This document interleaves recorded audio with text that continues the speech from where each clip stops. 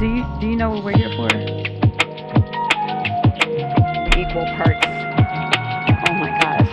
Illegal.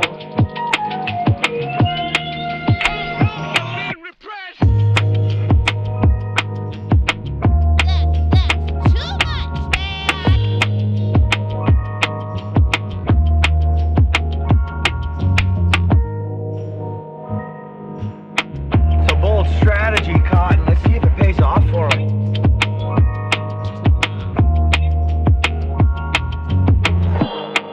Not gonna do it. Wouldn't be prudent at this juncture. I got boxes full of Pepe. What? Put your drum up. Thanks, Jeff, for the question.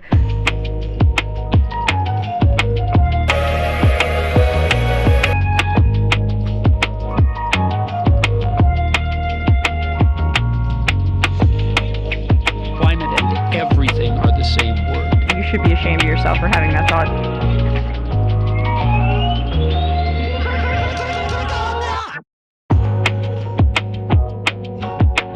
Oh, girl, baby, girl.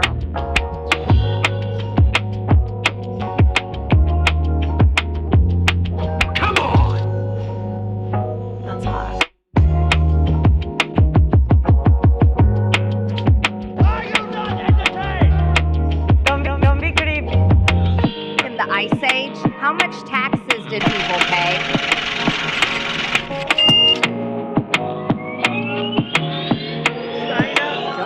China. I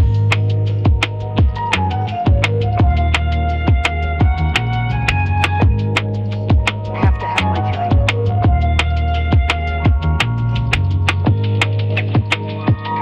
I'm staying in the race.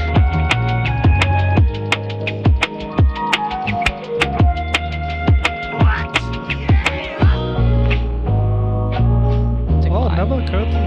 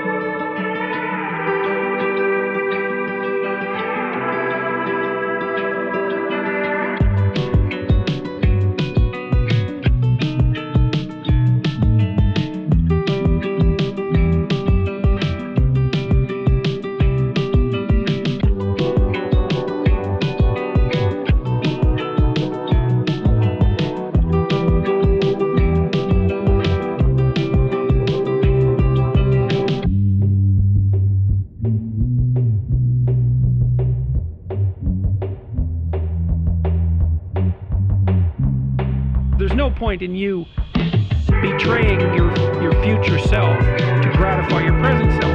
It's a stupid game. This is from 12 Rules for Life.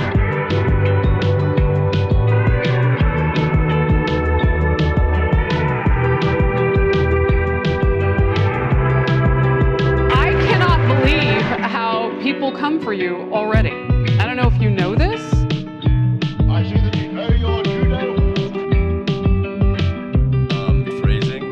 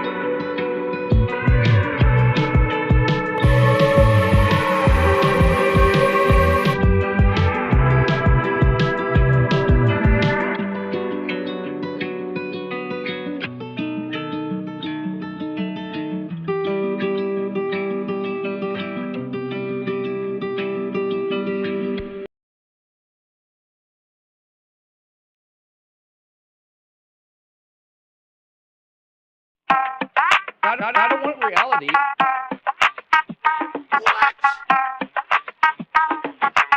Oh, it never occurred to me. Interesting. It's just crazy enough to work. Yeah. Consequences. So hot right now.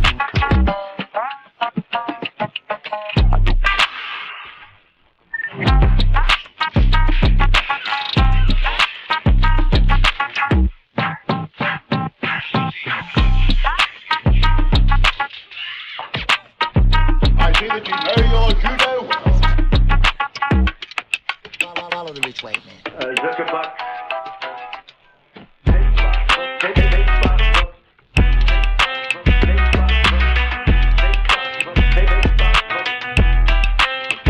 Illegal.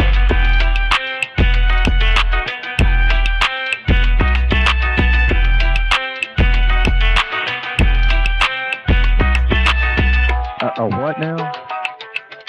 Don't even play. Break now.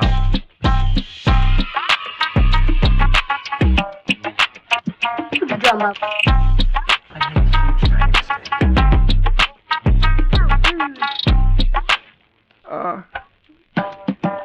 Your name, please? I fucking stink.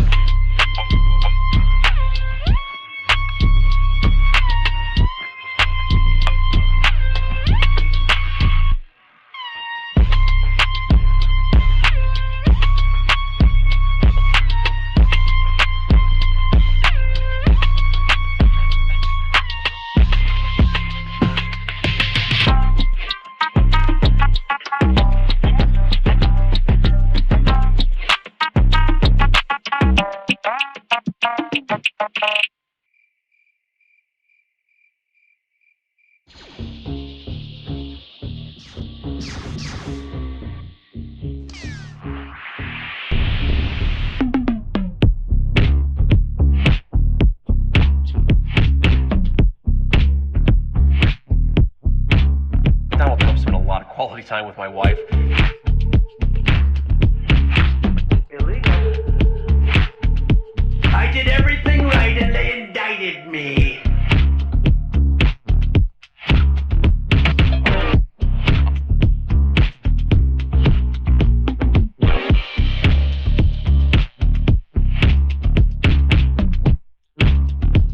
Winter is coming.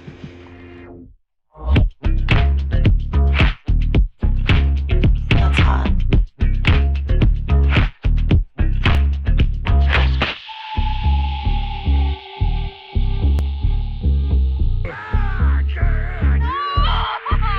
Rid of the Second Amendment.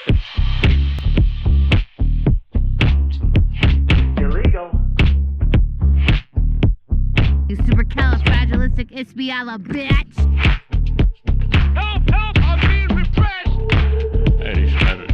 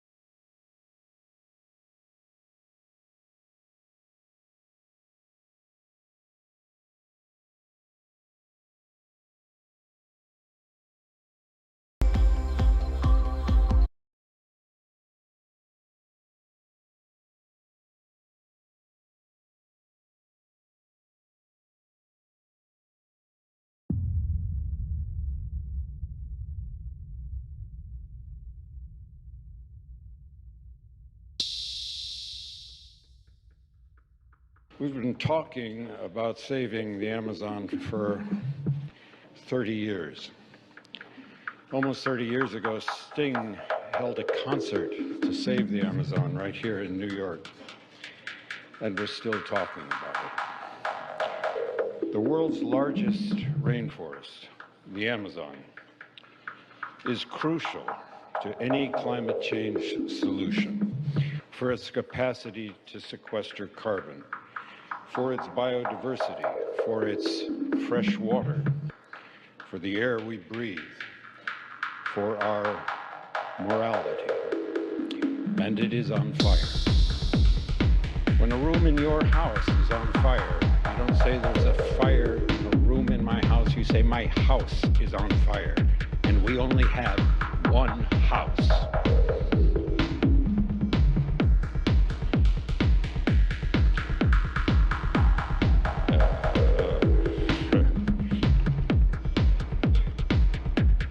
Sorry. Greed is winning the battle for the Amazon. And what we've done to preserve the Amazon, what we worked so hard for, is being purposefully undone. We need to protect what we have. We need to restore what we have lost. And we need to defund the mechanisms, the perverse tax subsidies, the lending policies, and the institutional investments that fuel deforestation. It's understood that the protection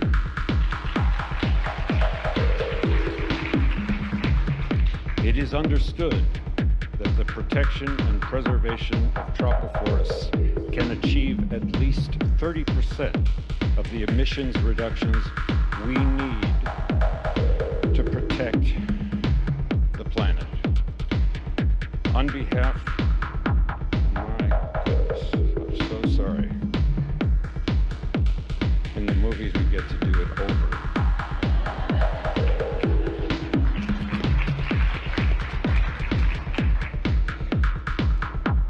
And without the Amazon, without securing the largest standing tropical forest in the world, we cannot achieve a climate solution, and nothing else we do will matter.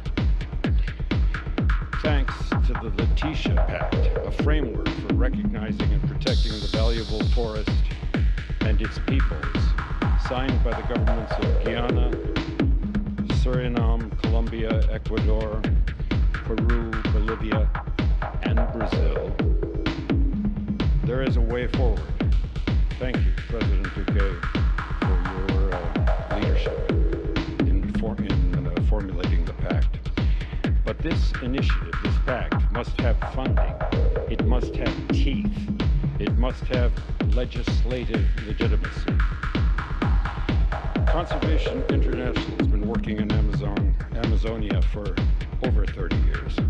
And we are here now to stand with you to put funding, to put teeth in this ambition. President Macron, we're sincerely grateful to the French government, which has committed to investing in this effort with a $100 million contribution. Thank you. It's a great start.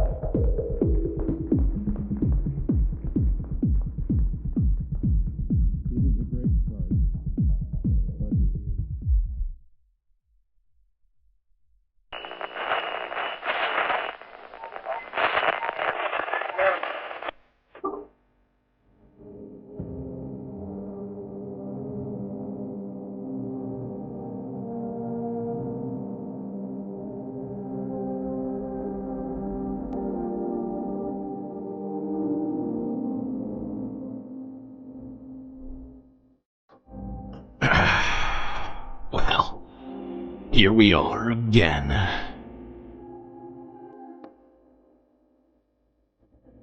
Sundays. Still much to talk about, but hopefully not too much doom. Now let's get right to it, folks. Don't forget to buckle up those seatbelts, as this journey through the abyss may be dangerous.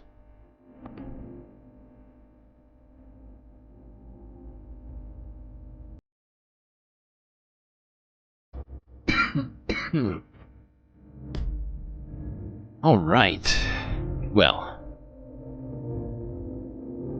It is good to see all of you folks.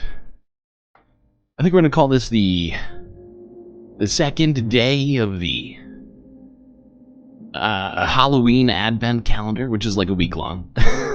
Starting yesterday, we started unveiling the decorations. As you see here, we have more that you're going to be able to see later. But first, I must shout out people in chat. We got Anti-Corporatist, Moanop, and PB123 in the YouTube chat. And Schmegly, who else we got here? Miskatonic Petrol and Soda Fountain. Bob Garmity. Soul Life, Styx Dragon Sharon. Unfortunately, I only remembered the first three. I only sort of wound up refreshing this at one point. Who else we got? Moa Noah. Geo Dragon. Shade Dragon. So many dragons already here in the chat. Did I say Aaron W already? Either way, Aaron W, good to see you. Becky D. The Soulcraft. Interesting. I don't think I've even seen the Soulcraft here before, but welcome to the channel. Tamara Chance. I think that's it. Alright, well, we got a lot to talk about today, but we are going to try and keep it at least 33% fun or more. That's my guarantee today. Alright, in quotations, well, with asterisk. No refunds allowed. Alright, let's start with a little comedy.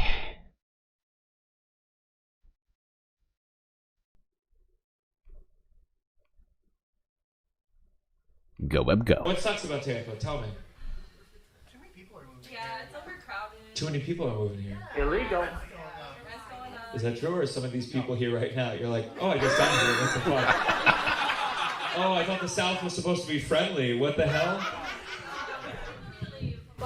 Wow. Jesus Christ. Oh, wow. Who knew you wouldn't be pro-immigration here?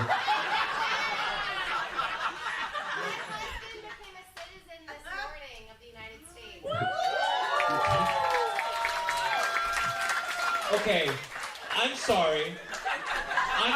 Forgive me. That's a very exciting announcement. Half these people just said, get the fuck out of Tampa. And then the moment you made it personal, we're like, yay! Another one! You fucking liars! That's the whole fucking thing! It's a real human being! I want you to remember that moment for the rest of your goddamn lives. Where were you before? Wow. And so you like this more than Canada? Me? Yeah, sure. Wow. Confident answer. Was that the whole test? They were like, all right, question number one. You like here more than Canada? Oh, yeah, sure, yeah. What did you have to do? What was the test? A bunch of questions that a lot of us would not know the answer to. Okay. Okay, who was the guy that earlier, when it said Tampa, someone said, get the fuck out? Yeah? What's your name? Mike. Okay. Mike, can you play ball with me for a second? Tell me one of the questions, and we want to see if Mike's going to get it. Your U.S. representative for where you live, specifically. Real quick, how many of these do you have to get right to pass? There's 100 questions you have to memorize. They're going to ask you 10. You have to know up to 6. They're only going to ask you 10 out of the 100. Okay, so Mike, you're already down 1. If you lose 3 more, you have to go to Russia. We agree? Okay, hopefully that started off this Sunday fun day with a bit of levity, perhaps some chuckles. At least for a few people in here. I just found that to be hilarious. Perfectly sort of, what's the word? I can't think of it right now. Wow, like in terms of crowd work, like his sort of ability to weave that in there, get this guy essentially involved in this situation very quickly. it just worked out so perfectly. All right. I guess he's moving to Russia. That's my guess. I could be wrong. I don't know. All right, now let's go to a not fun story. And in fact, this story is the opposite of fun, which is why I figured I'd get it out of the way now. Although there's also a few other non-fun stories peppered throughout the day, not gonna lie. But yeah, like I was saying, let's try and get some of this out of the way now.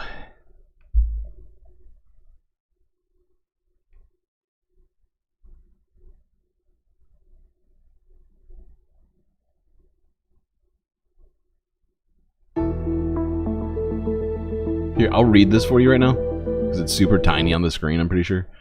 On October 2nd, 2 officers from the Niagara Regional Police paid a visit to the home of immigration and refugee lawyer Joanna Berry. They tell Miss Berry that they are there on behalf of the Ottawa Police Department for social media posts that were, quote-unquote, critical of Israel. Illegal.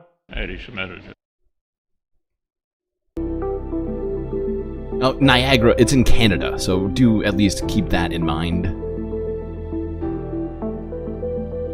The complaint was filed by 10 lawyers who are of the Jewish faith, who said that, quote-unquote, you've been putting some things on your personal social media.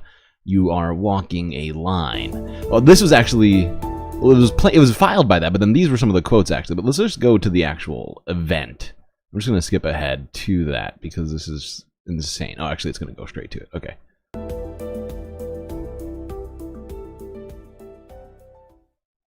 All right, gentlemen, can you please declare yourselves and your purpose for being here? Mike Ryan, I'm Detective Sergeant from the Niagara Regional Police, badge number 9234. And Lupe Damiano, Detective Niagara Regional Police, badge 9664. Thank you. Maybe sit or do you want to sit? Oh, please, yeah, go ahead. Let me move my mail out of the way. So, Joanna, basically... I'm not going to film your faces. I just wanted to get that statement. Yeah. But, you know, yeah, okay. No, fair is fair.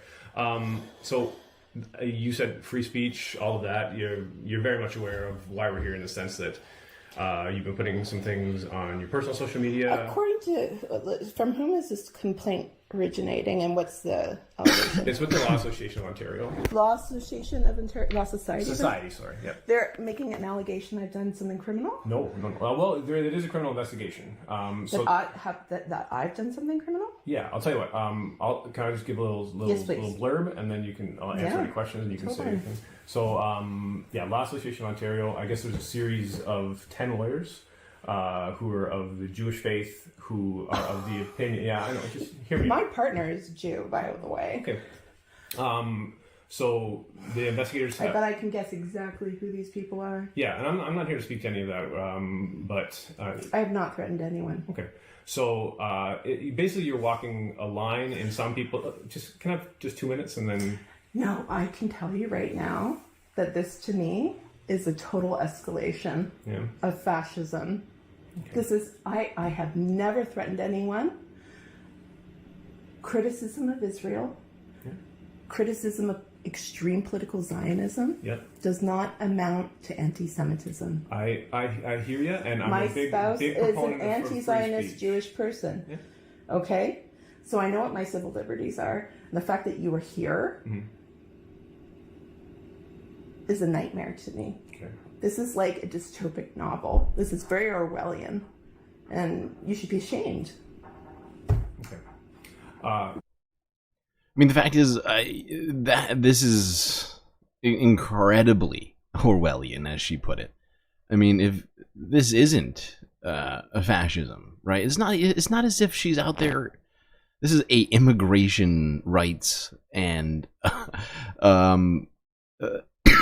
I'm sorry, civil rights lawyer. I think I couldn't remember her exact title. The point is she's out there just doing her job, right, and saying things that are true.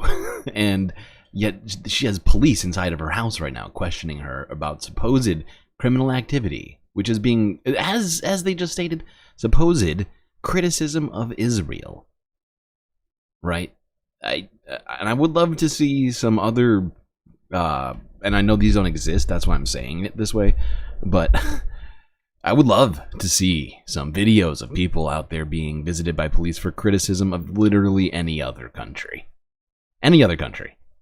Including Canada or the United States. I've said exactly that's criminal. Yeah. Tell me. I don't have the whole file and everything that's criminal. I just know that there's a series of unwanted messages to various lawyers. Who? No one has said stop messaging me. Well, that's exactly why we're here. We're here to say stop messaging people on. That's why we're here. You heard that, right? So the police, instead of these adults, I assume that she's messaging adults because this is a law association and a group of lawyers who are, unless they're suddenly, I'm not too brushed up on Canadian law. Maybe there are child lawyers, like not lawyers for children, but child, like, you know, non-adult lawyers. I don't know. But my assumption is these are adults who can either, you know, click block, click report, click reply, and say, fuck you, I don't agree with what you're saying, or whatever else, right? Instead, I don't understand how the police are here for this, right? Because no police should be leaving the station or whatever else, stopping what they're doing for this kind of garbage. This is insanity. But that's what's happening. 2 detectives in her home asking questions because of that. I wonder, try this sometime. If you see a social media post that you don't appreciate, somebody replies to a YouTube video, try and report that to the police and get somebody to go to their house over it or something. See how that goes. And their they can tell me if they don't want me to comment on their messages, but do you want to see the death threats I've received? Do you want to, I'm going to post all of this, by the way. Yeah. If they don't want me to, if they want to post things that are anti-Arab, anti-Palestinian, Islamophobic, inciting of whipping up race wars within Canada, which is what I am trying to prevent, by the way. You saw what happened in the UK. So sorry. You saw what happened in the UK. Did he? I don't know. I don't. I mean, she's saying that. She's saying, I don't know if they do know that. I think she's much more knowledgeable on this subject than these 2 guys. Not gonna lie. I could be wrong. But I mean, that's a pretty. It's not a fringe case, but it's just like it didn't get a ton of media attention. You saw what happened in the UK. A bunch of white nationalists went after refugees and refugee lawyers. Okay. Actually, I take it back. It did get some media attention. Person in particular. I take it back, but it got out of the news pretty quickly. But now I guess, you know what? Now I think about it, Canada covered it more than the United States did. Guardian, like Channel 4, all these. I guess those are British news, so, but I associate them with Canada too. I don't know why, but I guess my point is, like CBC and some of the, like, trying to think of what the other. God, my brain is broken today. But what I am doing is condemning people who are using those platforms to whip up hate. If they don't want to hear it, they can say, please stop messaging me. They can block me. The fact that they're calling you is outrageous. And the fact that you are wasting taxpayers' money to bother me about and impinge upon my civil liberties to threaten me in this way is outrageous. You should be ashamed of yourself. Just for clarity, we're not conducting this investigation. We're here. So did you hear that? They're not even conducting the investigation. They're literally just here to threaten her and tell her to stop messaging people on social media. This is insanity. Help! I'm being repressed! Police services. So they reached out to us and said, can you go talk to Joanne and just let her know that wow. Can you go talk to Joanne? Can you go talk to Joanne? Just like a friendly, like a personal call. It sounds like they had this investigator's, this detective's number and called them personally. Said, would you go intimidate this woman for us, please? Tell me that. Yeah. I'm not going to be suppressed into silence because some bigots in Ottawa who hate Muslims and hate Arab people can't handle when I push back against that. Yeah. And the fact that you are here, this kind of bullying is outrageous. Well, I don't know if it's quite bullying. This is bullying and intimidation. I'm outraged. Yeah. I am so outraged. This is neo-fascism. And in its worst form, it starts... She didn't say fascism. She said neo-fascism. That was bad. I think that was bad. I'm pretty sure that was bad subtitling. I could be wrong. This way. It starts with you coming to my home because some person can make some, anonymous complaint because I comment on saying, I bet you. Okay. We could watch the rest of it, but it's just more of this. It's just disturbing. Truly disturbing. Because if this is the direction that we're headed in, I mean, pretty sure there's some people in chat, including myself, who might be, maybe should be expecting some visits. I don't know. Is this where we're at? Is police state? Or does that full on? This is Canada, of course. Haven't seen any examples of this in the U.S. technically yet. I don't actually. Wait, let me think. Not specifically with regards to lawyers. I'm trying to think if anybody has been arrested for social media posts in the United States over this particular issue. I don't think it has. Anyway, all right, let's move on to the election because we got a whole lot to talk about that. Trump did a MSG rally. Tim Walz played video games with AOC on live stream. I think it was a live stream, although I couldn't find the actual live stream for whatever reason. Hulk Hogan made some claims. JD Vance went on CNN. All sorts of shit we gotta talk about here. But first, let's start off with the election talk with this. And I'm thinking I might get copyright claims for this particular choice. But it's Sunday Fun Day. I refuse to not have fun. I hope you've all registered to vote because, like Matt Gaetz at a high school dance, the election is ominously approaching.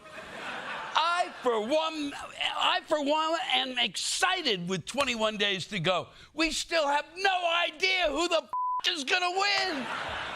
And that's all thanks to one very special group of morons. With 21 days until Election Day, the race to the White House, it is getting tighter, and the candidates are putting a laser focus on undecided voters. Undecided voters in battleground states could decide it all. That small sliver of undecided voters, they're going to make or break this election. Yes, the undecided voter, otherwise known as the not so smart. People who can't seem to find distinctions between two people who seem to have an unending list of them. Like in many ways they are polar opposite on practically all things. So having a difficult time figuring out where to go on that essentially means that you don't quite grasp politics. You don't actually have a political opinion, right? Like you wait until a week before the election to even think about politics. The rest, the 358 days of the year, you don't know what's going on. Oh, yes, undecided voters, the same people you see at the ice cream shop asking for 12 mini spoon samples. It's a $3 cone, asshole. How is anyone still undecided in this election? At this point, choosing a candidate should be easy. Look, it's like a lube salesman deciding if he should swing by P. Diddy's house. He has all the information he needs. But after all... Okay. Let's move it along.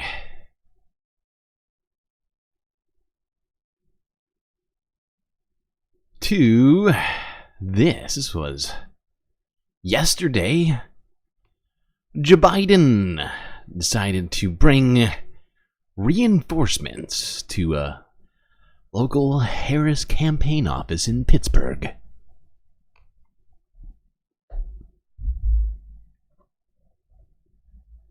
Where's my sound? I don't have sound. I'm staying in the race.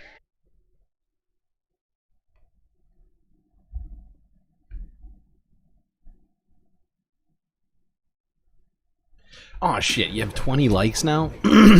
Everybody, good to see you. Hey. Okay, please hold. And you also have 2 rollover characters from yesterday. So let's see. We gotta start. Hold on. I'll just roll them all. I'll roll the other 2. I already rolled the first 2. 15. 19. Okay, let's see. Start from the bottom. Got a Captain Planet up in here. It's Ripley from Alien. Pink Panther? Yeah. And another. Did we have Worf yesterday too? Yeah, we did. 2 Worfs in a row. 2 days in a row. 2 Worfs in a row. Okay. And let me just do the other screen, because just in case we have lag problems, I need to have both of these set up now. I have a feeling we're going to have a ton of emotional support characters by the end of this. There's that. Give me Pink Panther. Give me Ripley from Alien. And what was the other one? Yes, Captain Planet. He's our hero. Gonna bring pollution down to 0. Hopefully we can live up to such standards. All right, here we go. Reinforcements from Joe Biden. A Joe Biden time. A little break. Someone brought you a well-deserved snack. Look at this here. We roll with Fury here. Look at this. I'm staying in the race. Oh, Jesus Christ. And he brought Fetterman with him? We got a nice spot. Let everybody see that Fury. This man knows his pizza. He knows his pizza. It's wonderful to see you. I mean, he's in Pennsylvania. It does actually make sense, even if it's annoying as shit. Not that it's, I mean, not that it really changes anything. Anyway, let's move on. Looks like Joe Biden is here. He's trying to get everybody all, you know, energized, both with mood and food. Pizza isn't amazing. I agree. If we could have pizza on the Galactic Space Station every day as our own sort of, you know, victuals, our own sort of nourishment, and oh god, it would be fantastic. And it wouldn't be healthy, I don't think, technically. Every day, no. I don't think that checks out.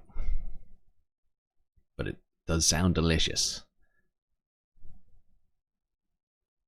Oh boy, people are offering up pizza in chat. You're making me very hungry. All right, that's it. Ending the stream. I'm going to go get some food.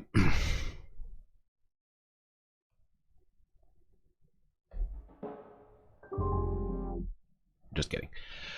All right, what's next? Seriously, what is next? Actually, shit. Fuck. Why did I put this? Oh, I screwed up. How did this happen?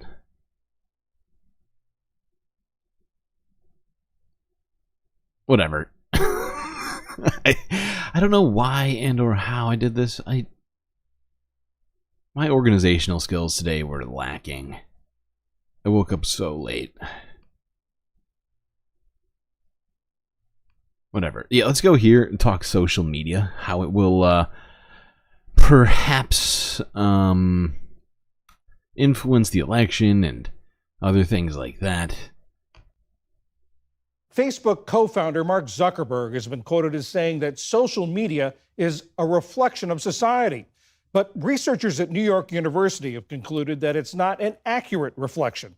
They say it's more like a funhouse mirror, distorted by a small but vocal minority of extreme outliers. It's a finding that has special resonance in this election season. NYU psychology professor Jay Van Bavel is one of the authors of the paper that reported that research. Mr. Van Bavel, are there particular topics or issues that tend to be distorted more than others? Yeah, it tends to happen for all kinds of issues online, but there are many issues where they found, for example, less than 1% of people are spreading the most amount of misinformation about them. Is it possible to characterize who these people are and why they're doing it? One of the big factors that seems to be driving this is that it's people with extreme beliefs or extreme political ideologies, and they tend to be posting by far the most content.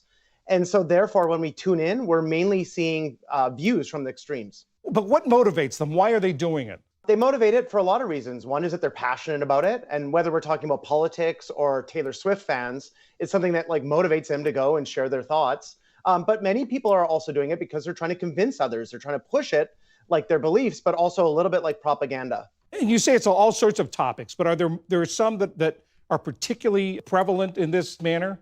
Yeah, one of the big ones is politics. A very small proportion of people are posting the vast majority of content about political issues. And what's the real world effect of this? One of the real world effects is that when people tune in, they get misperceptions about what the average person believes. So if I log into social media and I see post after post after post by people who are extreme, it misleads me to believe what the average person on the street believes. And what's the effect of that? The effect is that it can lead to what's called false polarization, that we think that people are far more extreme in the real world than they actually are. And that can lead us to disengage from people who are different than us or belong to different parties or groups. What's the chicken the egg here? What is it that the political divisions drive this distortion, or are the distortions driving the political division? We think it's a little bit of both. Certainly that we're at the point of polarization in America that's greater than any point in the last 40 years. And it's driven more now by out-group hate than in-group love. So that means a lot of people are feeling more hostile, and so they're more motivated and outraged to post more content. But what it does... I love that they... Actually, no, I take it back. The way that it's framed makes it seem like people who want to keep abortion are legalized as extreme, which is fucking idiotic. But there is the MAGA hat in there, so I guess maybe they were trying to show some sort of... This is one of the things I hate about PBS, though, where they try to play the center constantly as if it's like the moral path to take, when in fact, there's some clear distinctions these days that can be made. And suggesting somehow in this, by throwing this picture here, that people who believe abortion should remain legal as being the same as people who want to take it away, being morally equivalent in this particular circumstance, I find it's pretty disturbing from PBS. It's the sort of garbage that they come up with on the rag. All right. What? In 2020, media outlets weren't able to declare the winner for 4 days after the election. And this year, we expect it's going to take even longer. Polls are showing that this is likely to be one of the closest elections in U.S. history between Donald Trump and Kamala Harris. There are 7 states that are considered battlegrounds. Every single one of those states is essentially tied, according to the polls, with very small margins in one direction or the other. There are a lot of people who vote by mail. In Pennsylvania, the most important swing state by consensus, almost 2 million voters have requested mail ballots. And mail ballots take longer to count. In a couple of the swing states, particularly Pennsylvania and Wisconsin, state law doesn't allow election officials to touch those votes until election day. So because of a host of reasons, the historic closeness of the election, the number of mail ballots that voters are using to cast their votes, and the different procedures that these various battleground states use to tabulate those votes after election day, all of those are going to contribute to what's going to be a long time before we can actually say who won this election. Yeah, I just think it's an important thing to remind ourselves of as we head into this situation. What got you excited to come to the Trump rally today? That, to discount narratives that are released too soon, and to stay sort of level-headed through the situation,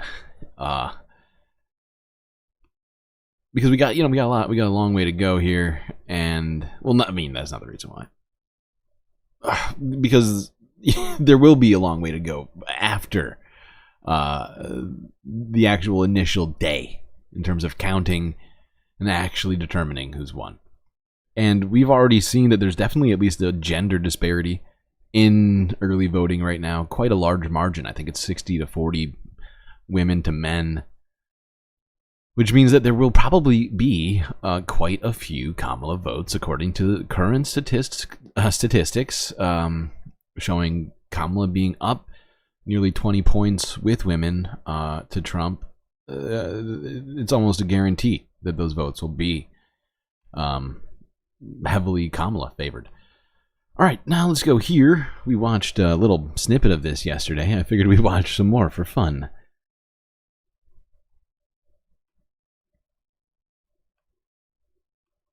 What got you excited to come to the Trump rally today?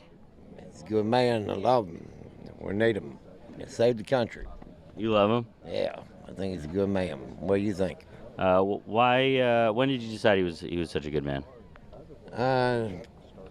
2016. I liked his words, and I like he did everything he said he was going to do, and he did it. What are some of those things that he said and then he did?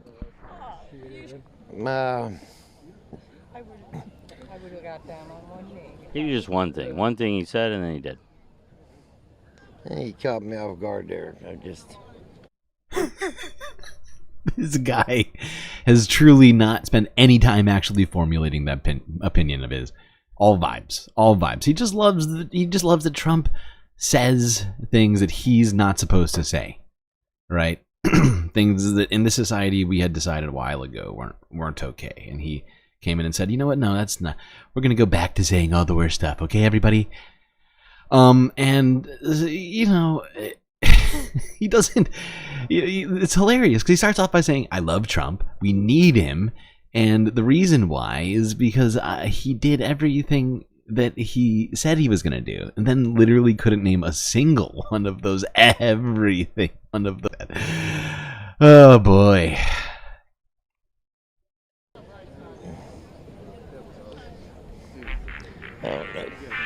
Yeah. Okay. All right.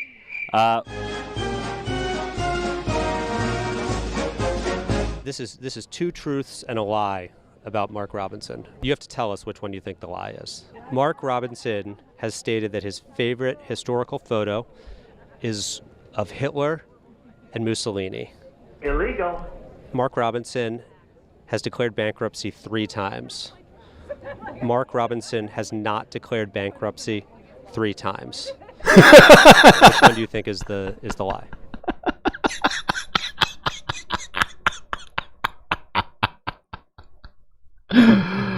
Oh my god! I just love the way that he framed that, because it makes it so that the only way to answer this wrong. Well, actually, no. Well, I take it back. The way he frames it is that he makes it obvious that the most horrifying thing that he said was in fact true, right? And so if you pick it, not only are you stupid, but you're incredibly gullible.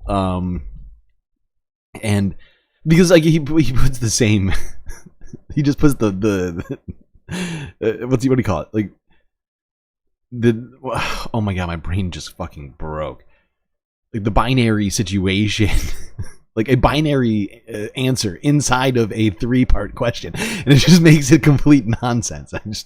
It just kills me. Oh god.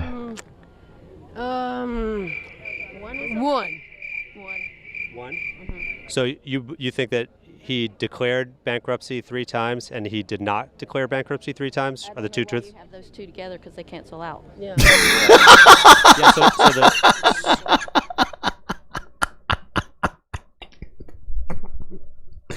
These two are fucking detectives. Holy shit.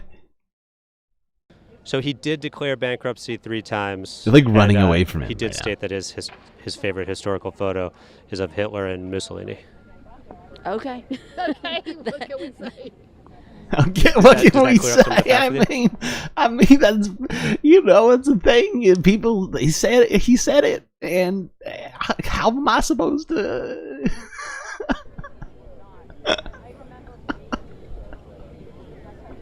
No. Oh my god. Oh boy. Have it, like, okay. What do you love about Donald Trump? That he's not for communism. That he's not for communism? Right. So, do you plan to vote for Mark Robinson? I do. Okay. Donald Trump said that Mark Robinson is Martin Luther King Jr. times 2, Martin Luther King Jr. on steroids. And then Mark Robinson said that Martin Luther King Jr. was a communist in his autobiography. Yeah, it's all new news to me, so I'm just trying to grasp it all. But There is a so YouTube your big video thing of was that Donald Trump not a communist. I believe. Correct. But you are on board with Mark Robinson, So far. who Trump says is like Martin Luther King Jr. So far. But Mark Robinson says that Martin Luther King Jr. is a communist. So I'm trying to figure out how that would work. wait, what? What you talking about? I'm very confused. I'm very, very confused. Thanks, Jeff, for the question. We're trying to figure it all out right now. We're trying to figure it out right now. Proof have you It's very confusing to us too. It doesn't make any sense. that it was stolen, the 2020 election?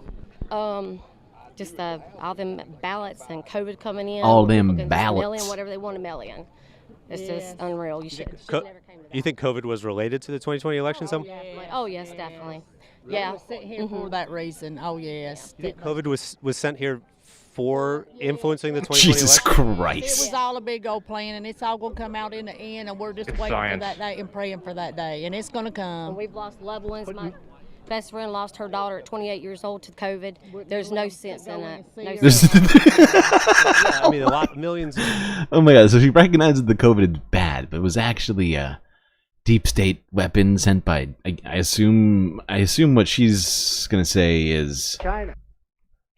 People died, over 1 million in America, millions around the world. You think it's infected people all over the world, a global pandemic, just to influence the 2020 election? States of America, yes. That's how evil they are, just like he was saying. All those people that's on the But who did it? Who did it? Who released the virus? China and Democrats. police, all the China or the Democrats? Both of them. They work together. They're both evil. They're both evil. China and Democrats work together to release COVID to influence the 2020 election? In November 2019, and saw China wearing that mask, and I said, our country, if You it said- becomes our country she saw wearing that China mask, wearing we're that done. mask. And what happened? even her friend is like, ooh, you really sound, you see your face, hold on, go back. See your face. She's like, ooh, you sound real dumb. When I saw China wearing that mask. Illegal. Excuse me, ma'am? I have to have my China. What are you talking about? The country? Like the geography of like the whole, I'm confused. Like everybody was wearing one mask? She seems real smart though. Her and her friend, they both seem like a winning duo. Real Thelma and Louise. And the masks were done. And what happened? 3 months later, we were wearing masks everywhere. Yeah. And that's the saddest thing that's ever happened to our country.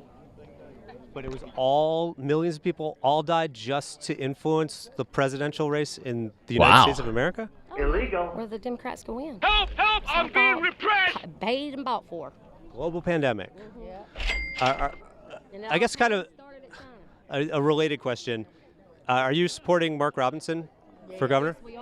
Yes, we are. several of his rallies too. For everything he has to say. We want God. That tracks. If Kamala Harris wins, you're saying people are going to come and live in your home? I think so. That people are going to come live in your home, for example? That people... Why is it the Chinese Democrat Party has to come here to America and make us... I'm sorry, I can't.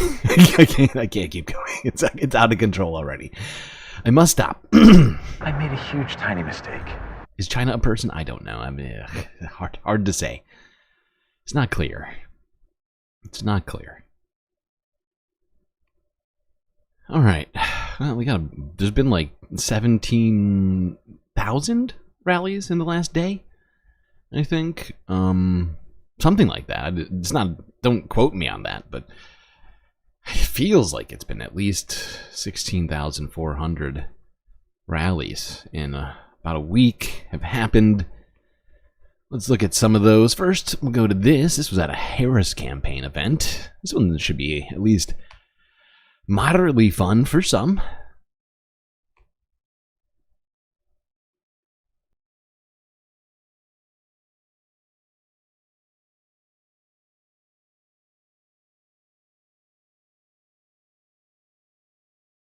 Get me copyright struck, but I cannot.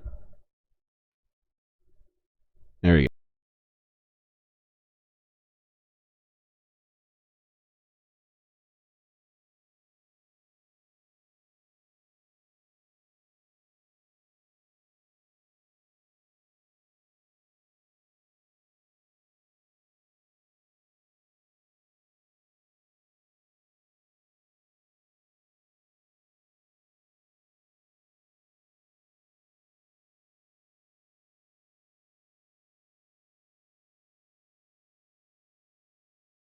I'm just going to move it forward to when he starts talking. Hopefully that will avoid getting copyright struck. Is this full volume? Come on, PBS. How are we supposed to rock out to this?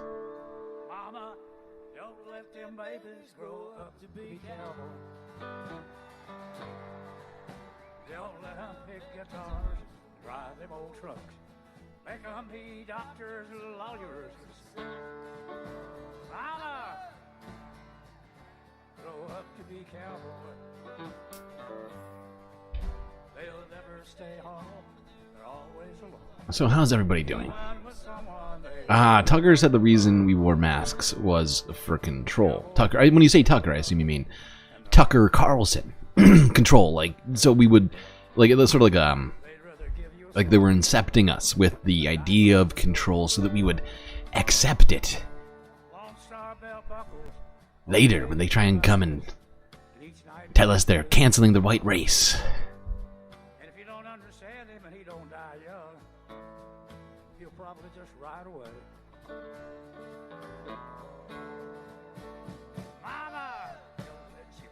Is it as quiet for everyone else as it is for me? Because this is, like, genuinely, I'm struggling to hear it. Although I do have the volume jacked down on my head, like on my headphone output, just so I can give you all the the loudest and clearest. But like, I'm looking at my levels right now for this. And it's not great.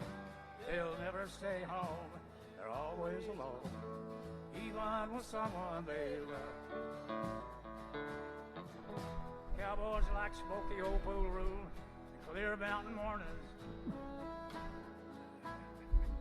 little warm puppies, the children and girls of the night. Them that don't know him won't like him, and them that do sometimes won't know how to treat him. He ain't wrong, he's just different. His pride won't let him do things to make you think he's right. Okay, I think that's probably good enough. For me, I wish I could enjoy this, but I can't hear it at all. I don't know if anybody else is struggling as well, but let's move it along. We got plenty of other stuff to do and hear on this Sunday fun day, leading into Halloween week. I mean, really, it already feels like Halloween around here, doesn't it? Like, we already got some of the decorations up. By the way, you're all going to be seeing some more of them pretty soon once we take our first break. But before we do that, we got more stuff to talk about. We're going to keep talking music, actually, because a quasi-political commentator slash comedian slash actor slash musician, Tim Heidecker, has come out with a bombshell of a well, I mean, career announcement. Creativity should be completely intertwined with, like, communion of friendship, you know, and doing stuff with people you want to do stuff with. I've sort of discovered in my 40s that these were guys that seemed a lot like me, that had the same sense of humor, that they didn't have to leave their sense of humor at the doorstep. See, I knew it. Thank you for telling me. See, I knew it. In my head, I just couldn't think of it because I'm not there's nothing wrong with Willie Nelson or anything, but like I just couldn't, like, it's not like I'm just like not like the world's biggest Willie Nelson fan or anything. I couldn't think of it, but I was like, dude, I swear to God, this guy has a nickname. Because, like, I'm pretty sure a bunch of them have nicknames. I don't know what the deal was. I don't know. It was like I feel like it was a generational folk / country singer thing to do. Is like, you can't just have a name, okay? You have to have a name, but you also need a nickname. You can't be big unless you do. I'm so glad to know that. It makes me so much. I genuinely feel a lot better now. Same sense of humor, that they didn't have to leave their sense of humor at the doorstep. I'm not a revolutionary. I don't want to burn down the whole system necessarily, but definitely poke it with a hot stick. I'm not gonna go down in history. Only my family will remember me.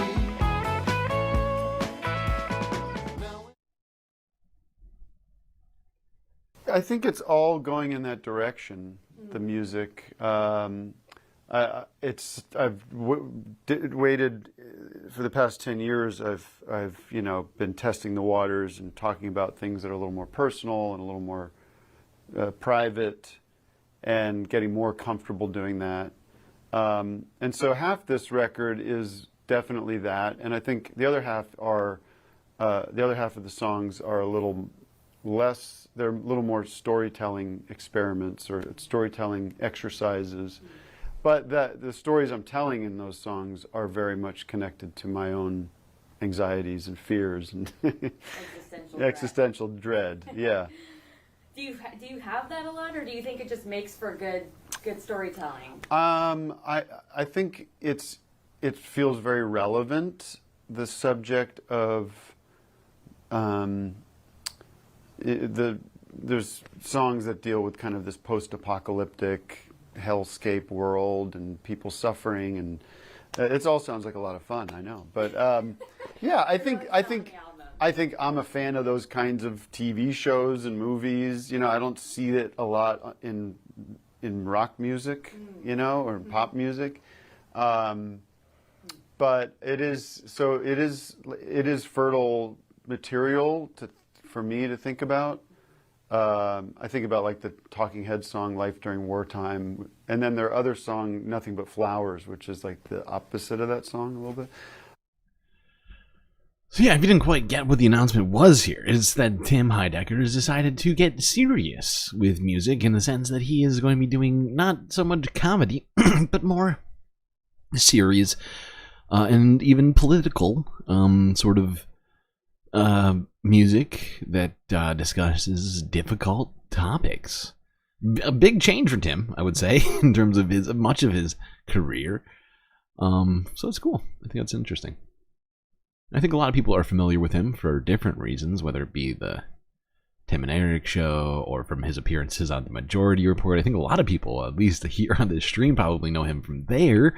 But he's certainly done all sorts of stuff over the years, and this is a big sort of change here. But since it's quasi-political, or these sort of like political tangential, I figured we would just get in there. All right, now let's get back to the more serious politics stuff.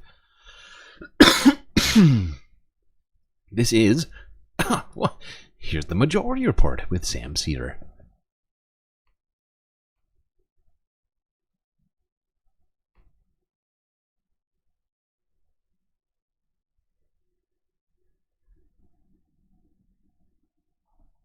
Awesome. Hey, this is the Soy Pill from YouTube. Long-time fan, long-time caller. Thanks for finally taking me. I actually wanted to provide maybe a counter, maybe some hopium, as for that last caller, talking about the disorganization of the Trump campaign. I know you guys might be familiar with the rally kickouts at Coachella in Georgia. Do you guys know about that? Yeah, my understanding, the reason why the rally goers did not get back and why they were stranded is because they started to physically accost a couple of the bus drivers, and the bus drivers got together and said, "We're not dealing with this. This is insane." Yeah, that's part of it. I mean, so I was there at the Coachella one. The other part was that the bus drivers were told the buses were going to stop at 2 p.m., which was not the case. I mean, the rally ended at like 8, so a bunch of people were stranded. And it was just sad watching all those people out there for 4 hours. I had to walk an hour and a half back in the parking lot. But those are the obvious cases. What I wanted to ask about is if you guys have heard of the Trump Force 47 volunteer campaign website. Trump Force 47. Okay, so I think this is the official campaign for volunteers, and 2 or 3 of the times that I've tried to sign up for these events, I go to these and they're just completely abandoned. So there was a VP watch debate party in LA. I sign up, I RSVP, I get there, the doors are locked.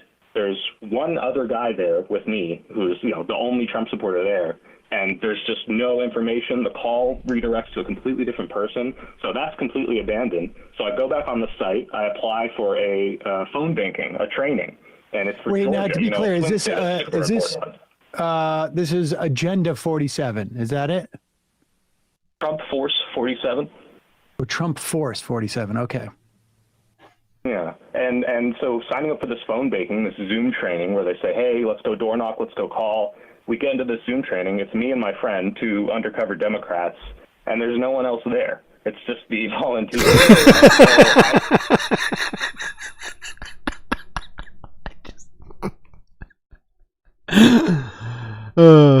I mean, if what this caller is saying is true, I mean, it's not only hilarious, but certainly paints the state of the Trump campaign in a particularly incompetent and sort of less energized than sort of touted way, which I found hilarious. Oh, God. Specifically that there were more Democrats to show up to a who were showing up as fake Republicans to a phone banking than it's just come on. All right, let's go here to talk about a particular issue that the Kamala Harris campaign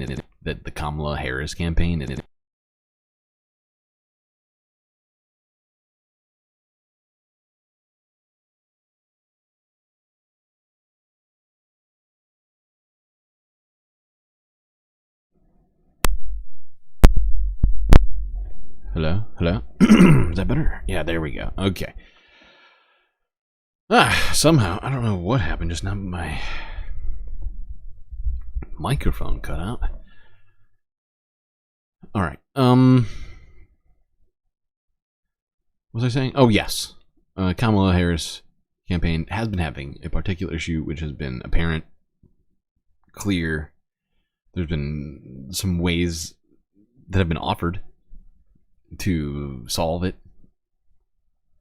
The DNC, things like that, or at least to maybe not solve it, but to ameliorate some portion of that by including this group of people, that being Arab Muslim voters. We end today's show with a Muslim American Democrat who was ejected from a Kamala Harris rally in Metro Detroit, where Harris was joined by Republican former Congressmember Liz Cheney. Ahmad Ghanem is a Democratic Party activist and former House candidate from Michigan's 11th District. He joins us now from Oak Park, Michigan, not far from the Harris campaign event, which he was ejected from. The Kamala Harris campaign has since said it regrets his removal. Thank you so much for being with us, Ahmad Ghanem. In these few minutes that we have left, take us to the event that you were invited to and explain what happened. Thank you for having me. So basically, I went like anyone else. I was dressed in a suit going to this event, stood in line. It was a small event by invite only, 200 people at there, less than 200 people. I went through securities like the airport security where they have to check everything. They take even the signs that you have from the campaign. So nobody had any signs. You only have your wallet and that's it. And I was cleared by security. I was seated like anyone. I was sitting there for like 10 or 15 minutes just trying to answer some emails. I did not engage with anybody in conversation because they seat you randomly with people you don't know around you. And after 10 minutes, a lady came and told me, "Can you follow me?" And I thought probably they are changing my seat. I said, "That's fine." I followed her, and at the door, I found 2 police officers waiting for me and said, "They don't want you here at the event." if you either leave now or I put you in a police car. And that was shocking to me. With it. So I was sitting there and I did not do anything. I did nothing. And now I'm threatened to be arrested. Jesus Christ. And I was just asking, I told him, okay, I'm going to leave. I just want to know, why are you kicking me out? And he said, it is not me, it's the venue that's kicking you out. So I asked him, why would the venue kick me out? The venue, they don't know anything about me, it's just the venue. He said, I don't know. And the lady that escorted me out, she ended the conversation. I said, this is not a conversation anymore. You have to be escorted out. So I didn't want to escalate the situation, and I just left. And Ahmad, can you say whether since you've left, have you heard anything further about why you were removed? No. The campaign issued a brief statement saying they regret what happened. They gave me a call. I thanked them for the call, but I said I want to know why was I removed, because apology without accountability is not an apology. So far they did not provide any information on or any reason why they removed me. So That's a disturbing decision made by what is clearly the Kamala Harris campaign. I don't think that I don't think a venue would just choose without the explicit direction of a campaign that had hired them for an event would just start kicking people out, especially former congressional candidates that are here. That, the guy's dressed in a suit. He looks like he belongs there, right? So clearly there was a decision made by somebody to do that, and I just find that to be horrible politics. Because there had been talk about the biggest tent and all this other crap, but if they completely ignore Arab voters, Arab and Muslim voters, people who are pro-Palestinian, who are neither of the last two aforementioned things, it's clearly leaving out an entire group of people, large group, and it's not good. It's not good. Because from what I can tell, the people who are not Arab or Muslim that are still on the same side of this issue in this sense, right? Who are pro-Palestinian, who are against funding Israel's war on the entire Middle East and the rest of it, like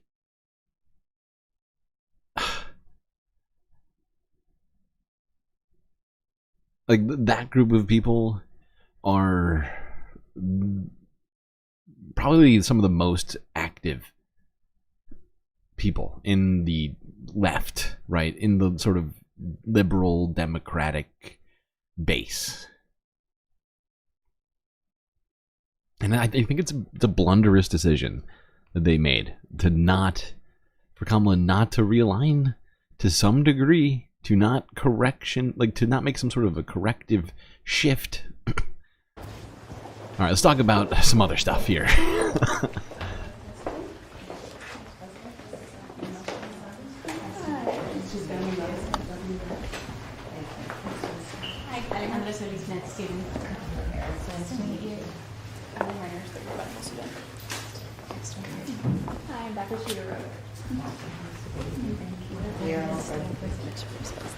Well, thank you all for allowing us to have this conversation. And one of the reasons that I wanted to visit with you is you all are on the ground doing this very, very critical and I'm sorry. It was in fucking... Wait, no, it wasn't Michigan. Was it Michigan? It was in Michigan.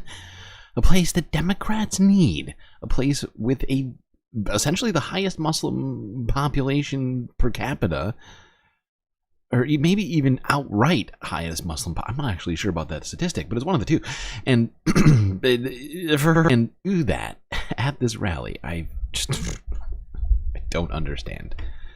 I don't understand it. Doesn't make any sense to me. It's a bad decision.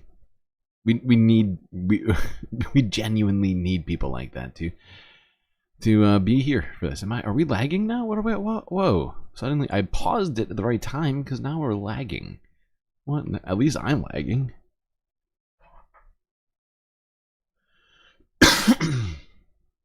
Okay, it stopped. Good. And since the Dobbs decision came down 2 years ago, I do believe that we as a country have faced a healthcare crisis. And yes, it includes the concern that we have about people's access to abortion care, and then the punishing of women, the criminalization of healthcare providers. But also we've seen clinics close around the country that provide all types of care, from PAPs to breast cancer screenings, HIV testing, and so much else, and just safe places for people to go. I know there's also been an impact in terms of students thinking about their career as physicians and what type of practice they would actually engage in and where they would go. We've been talking about healthcare deserts, which we know is a long-standing concern, but then exasperated by what we've seen most recently. And so I wanted to ask you, the experts, the trained and experienced folks who do the noble and important work of healthcare, to share a bit about how you are experiencing this moment in a way that can highlight the realities of this moment, the harm, and the reason why people, like here in the state of Michigan, should be concerned, even though they're not in Texas where I was and just left, but understanding if there were a national abortion ban, what it would mean for women and people throughout the country. So, Doctor, if you want to lead the discussion, but I would love to hear from you. Yes. We have Dr. Lashmi Sanderson that was going to respond to that question, but I'll just say that it is very important that this not widen the gap of health disparities, that the care of a woman is between her and her doctor, and that it not further cause shortages of physicians across the country. So I'm a family medicine physician and an abortion provider here on the western side of the state.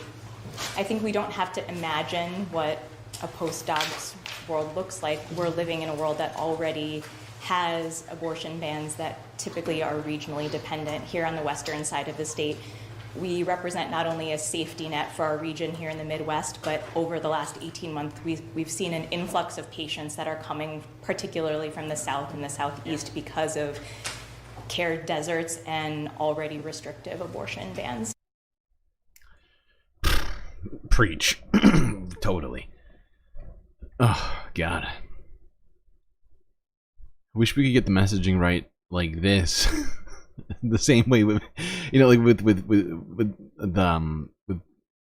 the Palestine, Israel, the Middle East thing. I wish we could get that right. The messaging on that as well. That would really help, I think. Jesus Christ. But I thought this was a good moment for sure to hit on care deserts, huge thing in this country, and adding in an incredibly restrictive abortion policy. Good luck, women. A fucking bitch. Oh, God. All right, we're next. I think I'm going to skip this one. We're going to go straight to this Jake Tapper, J.D. Vance interview. We don't need to see this. We already saw him do this earlier. Just remember, Donald Trump's still calling Detroit a trash can. Or actually, the United States a trash can, and Detroit just a terrible place. While in Michigan. Senator Vance, good to see you. Thank you so much. Thank you. So let me ask you, obviously, Trump's former Chief of Staff, General John Kelly, was alarmed, he says, by what he heard when Trump said he wanted to use the National Guard or the Pentagon to go after the enemy within, Americans with whom he disagrees, including the Pelosi's, Adam Schiff. And then he gave an interview. He said that Trump, quote, certainly falls into the general definition of fascist, that he is, quote, certainly an authoritarian, admires people who are dictators. You've called him a disgruntled former employee.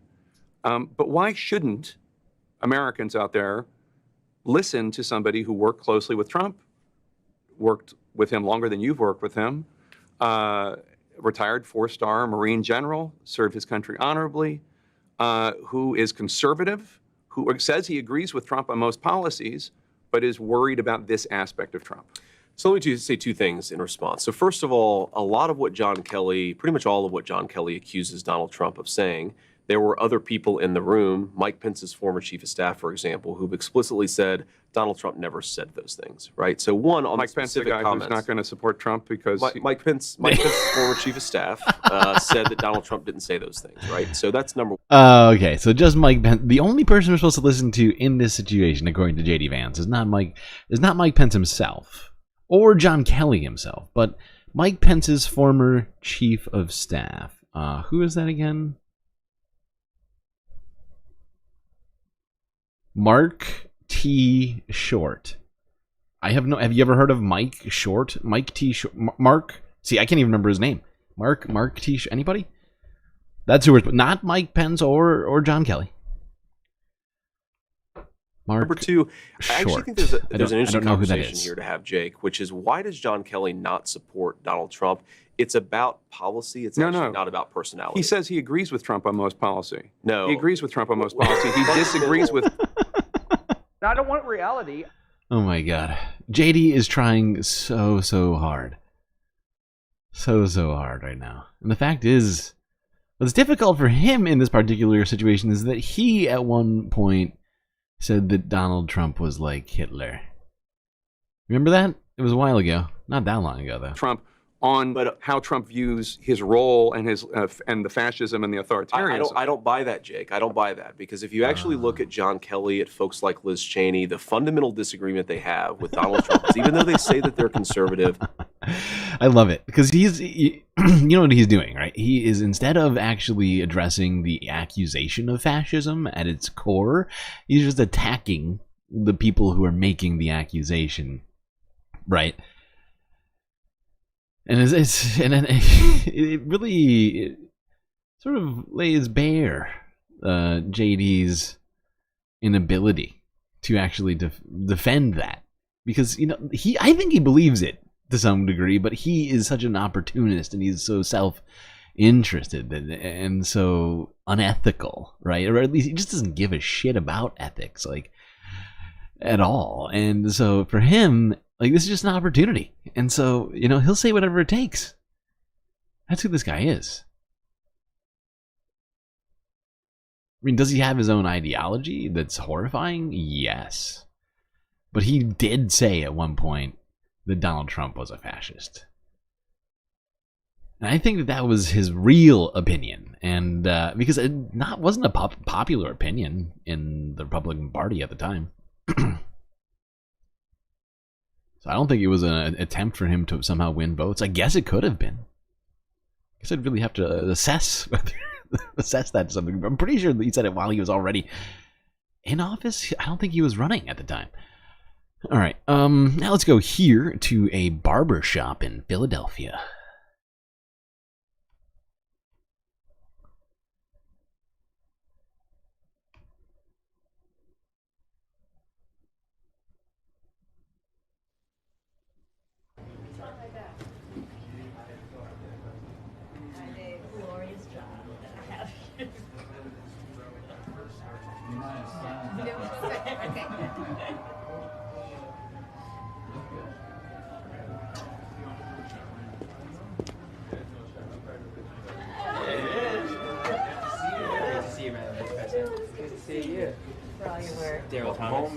It's good to be home. Thank you so much. How you doing? Oh, I'm great now. I'm great. Ain't you? You know. Yes, ma'am. I'm so happy to be with you. Congratulations on all your success. No. Congratulations. Really this is part of it. Right? And I know that. I understand. Absolutely. Right? We're behind you 100%. Thank you. All the misnomers, put them to the side. You're home. We got you. We're going to ride for you. We're going to ride for you. Yes, ma'am. This is State Jordan Harris. They will please, President. Everybody seems super excited to see her. At least that's the vibes that I get from it, right? 9 days ago. Gotcha. I want to introduce you to some of the folks that are here. There's a lot of eye contact going on here. That was one of the world's longest handshakes, I'm pretty sure.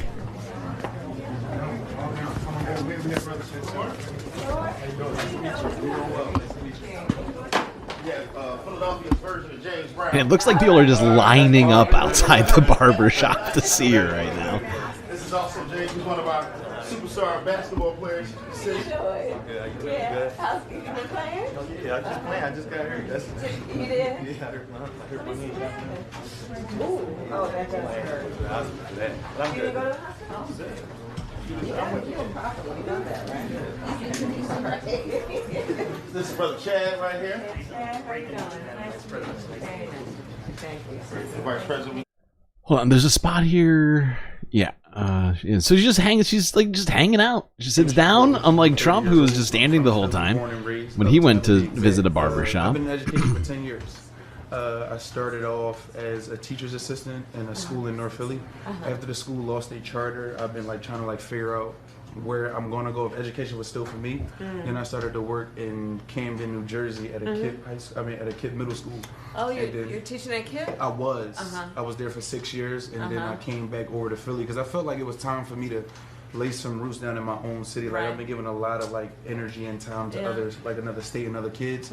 But I think it's time now for me to like give my kids like my energy and my all. And I've been in Philly for the last 3 years of my career.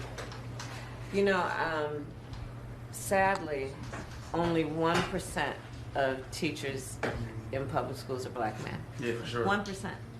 It's a little bit less. Illegal. Yeah. And you know the statistics are if a black child has a black teacher by the end of third grade, they're like 13% more likely to go to college. Succeed. But to go to college even. If they have had 2 black teachers by the end of third grade, something like 30% more likely. Is that real? I never heard the statistic And, you know, before. part of actually my focus and agenda is what we've got to do to create incentives. Yeah. Which really are not necessarily incentives in terms of the will, but also we don't pay teachers enough. Right. Student loan debt is an issue, you know, and thinking about how we create incentives to actually recruit and retain more black men as teachers, because we know the benefit to overall society, and in particular to our children. You know, It was honestly, it was pretty good and I think relatable conversation.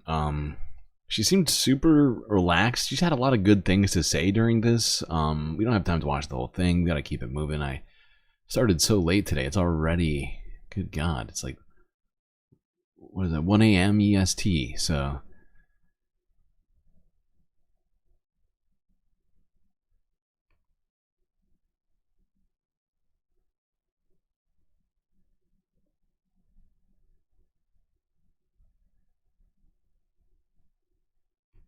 I think that, at least in my estimation, one of the reasons for, like, because that's the statistic is sort of like stuck in my head. 15% if they have 1, 30% if they have 2. I think a lot of it has to do with kids being able to see themselves in a authority figure who values learning, in their close proximity on a regular basis, right? On an early sociological like level, I think that's incredibly important, right?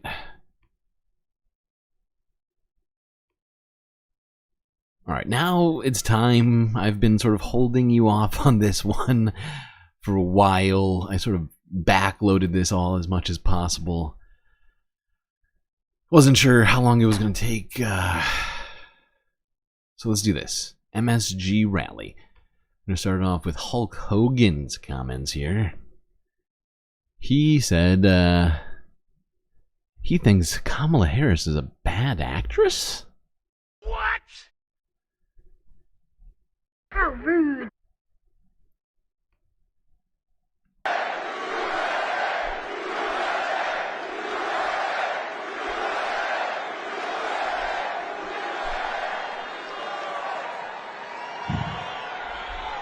Well, let me tell you something, Trumpomaniacs.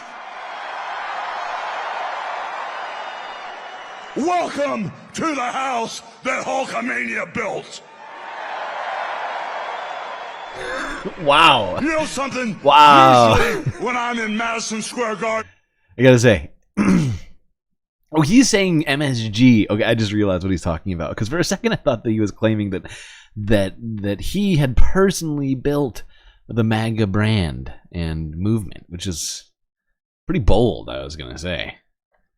But let's hear him out. Let's hear him out. It's a bold strategy, Cotton. Let's see if it pays off for him. You know something? Usually when I'm in Madison Square Garden, I'm body slamming giants. I'm winning world heavyweight titles, and I'm cracking people over the heads with steel chairs. And the energy in Madison Square Garden is off the Richter scale. But today, Trumpomaniacs, the energy in here is something like I've never felt. The energy of all these Trumpomaniacs is the most powerful force in the universe. And today, this is Donald Trump's house, brother.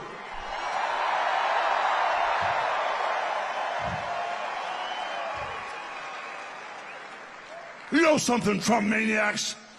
I don't see no stinking Nazis in here. I don't see no stinking domestic terrorists in here. The only thing I see in here Are you sure? are a bunch of I feel like there's got to be at least a couple on the list here. in here. The only thing I see in here are a bunch of hard-working men and women that are real Americans, brother.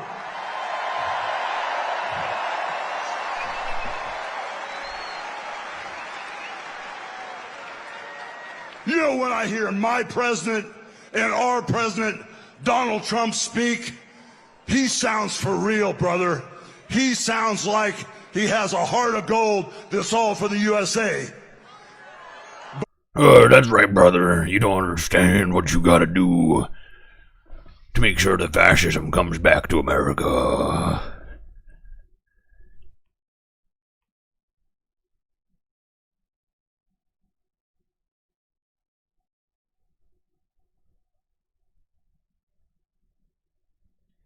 But, you know, that claim about Kamala Harris being a bad actor, sort of, like a little switch in my head went off when I heard that. I don't know what it is about me in particular.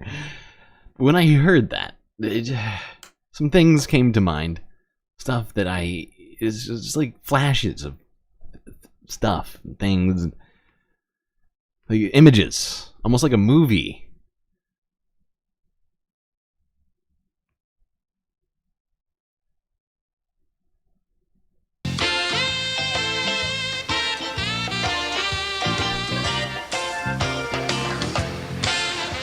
Hey, dude, how about a bomb pop? Whoa! Hey, you leaving? Leaving. Bad guys beat? The galaxy's saved. No loose ends then. Hey, look! It's a giant! Well, maybe one loose end. Hey,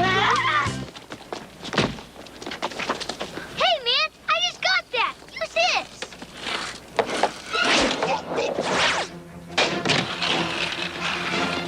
Radical! Your luck! What not? So what? My mom did that last week. Whoa! He's going for a full-on handstand! No way! Wait.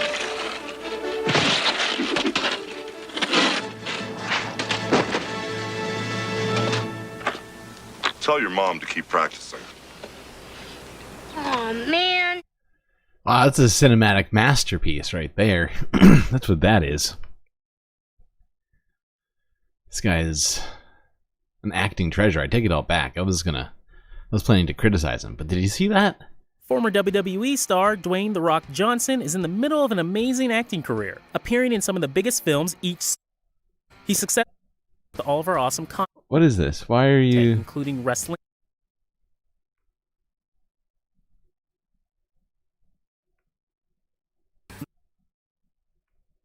Four, Assault on Death Mountain, aka Shadow Warriors 2: Hunt for the Death Merchant. In Assault on Death Mountain, Hulk Hogan plays Link and he's looking for Zelda. Wait, this is a different Death Mountain. Hogan actually plays Mike McBride, an ex-military operative turned bounty hunter who is on a mission to get back a woman's kidnapped child. It features great lines like, Yeah, I know. Shadow Warriors in the big city, brother. and I hate sharks, brother. And who could forget the classic line, This is not about coconuts, brother. The movie features sharks, speedboats, and thrills and chill. This is not about coconuts, brother. You don't know anything about coconuts, Hulkamaniacs.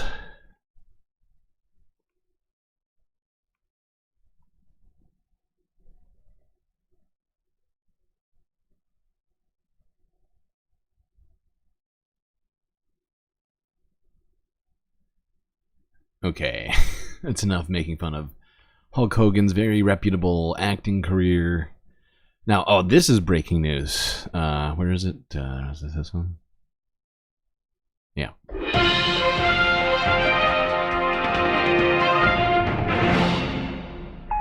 That's right, people. Coming in right now. Looks like Melania Trump is actually alive. There have been speculations that she just sort of died and they were covering it up. Just like old, who was it, the first one that died? Oh, I can't think of her name now. But no, she is alive and here, fulfilling her her wifely duty at this recent Trump rally in New York.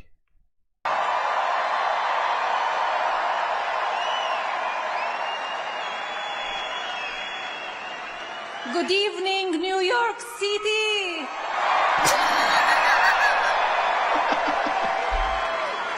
Hello, Madison Square Garden. When I hear that voice, this is what I think.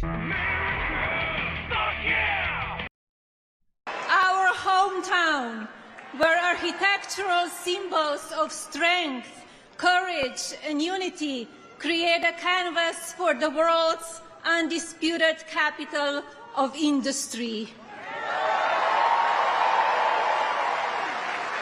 Where titans of finance, fashion, and entertainment convene among an iconic range of superior design, structures, and artistic accomplishments.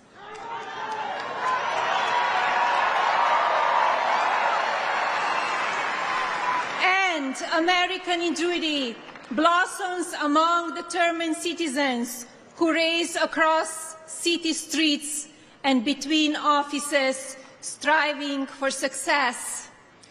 It is you who are the heartbeat of this great metropolis. That's right, everybody. You are the heartbeat of this great metropolis.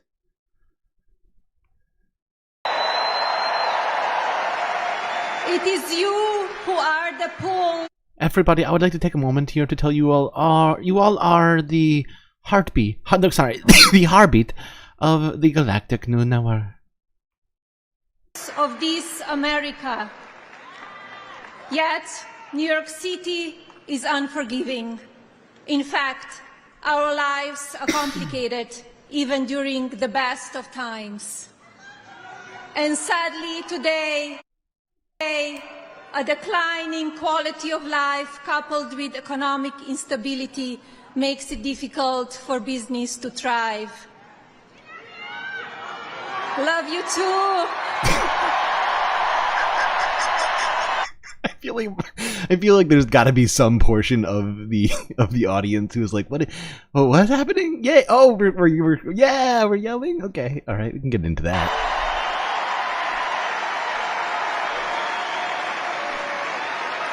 Crime is on the rise, while public safety diminishes. Crime is on the rise. I think she's talking about her household. The crime rate in her household is on the rise because her husband has, been convicted of 34 felonies at this point, among other sorts of things, civilly. An environment where families with young children choose to relocate.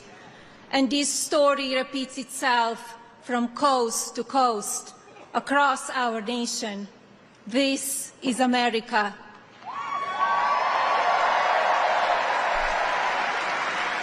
For generations, this town has produced America's most fearless leaders, whose mark changed the course of the world. New York City and America needs their magic back. We need the magic back, everybody.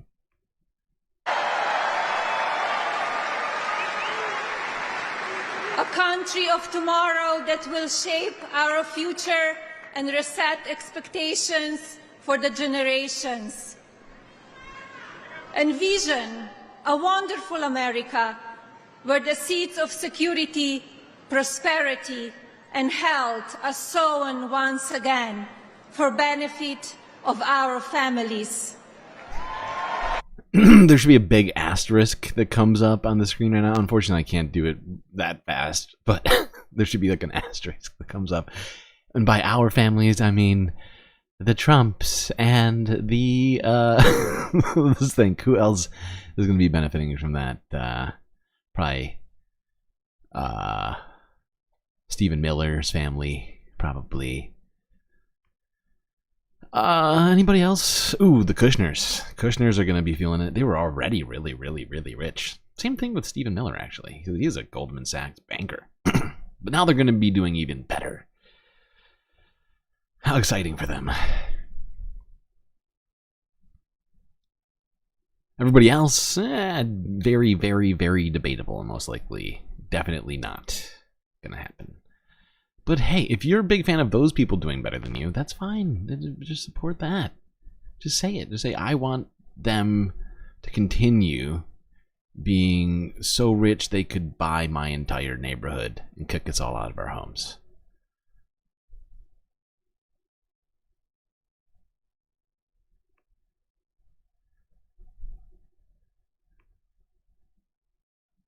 Okay, here's quote-unquote dark.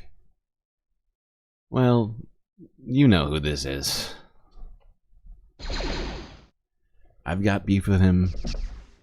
Galactically speaking, real annoying. It's in the media way too much. But unfortunately, I will have to subject you once again to Elon Musk. I'm not just MAGA.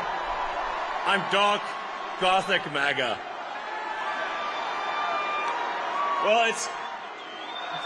Why is he so proud of himself for making these just random idiotic like word soups up? He's like, look, I made myself a new hat.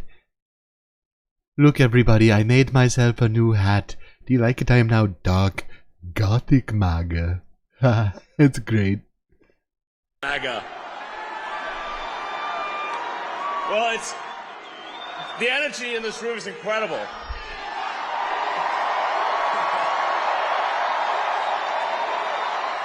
What a great group of people. All right, I've only got one question for you, and then I'm getting out of here because this is your stage. But we set up Doge. Yes. How much do you think we can rip out of this wasted... Okay, this is one of the most nonsensical questions I've ever heard, and he starts it off with a random statement, right? He starts... The reason that the question is so nonsensical, I mean, the premise is idiotic, but the beginning of it is it's so random. He's like, so we started Doge. He and Elon Musk, neither of them started Doge, first off, right? It was some random internet person who made it to make fun of cryptocurrency, right? It was literally a cryptocurrency that was made inherently to criticize cryptocurrency itself. It's a meme coin, right? But he's like, hell yeah, we did it. We make Doge. And so moving on from that completely just false and also completely unrelated sentence, let's talk about this. Yes. How much do you think we can rip out of this wasted $6.5 trillion Harris-Biden budget? Well, I think we can do at least $2 trillion. Yeah! Yes. $2 trillion. I mean, at the end of the day, you're being taxed. You're being taxed. All government spending is taxation. So whether it's direct taxation or all government spending, it either becomes inflation or it's. So yeah, there he is. $2 trillion. He said he's going to cut out of the budget. Now, I could speculate as to what he thinks should get cut first, but I have some ideas too. I mean, $2 trillion, that's a big number. And I think we could get at least half of it done immediately through discretionary spending as it relates to military budget, which is nearly $1 trillion a year. So that'll get half of that just taken care of immediately. So just do consider that, Mr. Musk. I mean, he won't be considering that, but yeah. Taxation. Your money is being wasted. Because he happens to actually directly benefit personally from the military budget because he has defense contracts with the military. Many of his companies do, whether it be like SpaceX or I'm trying to think, the satellite company fucking made like stuff like that, right? So for him, that budget's got to be as big as possible. The Department of Government Efficiency is going to fix that. We're going to get the government off your back and out of your pocketbook.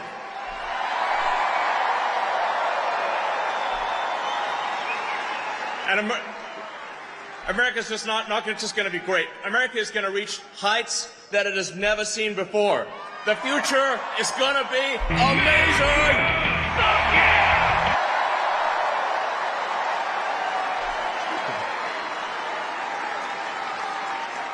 Now,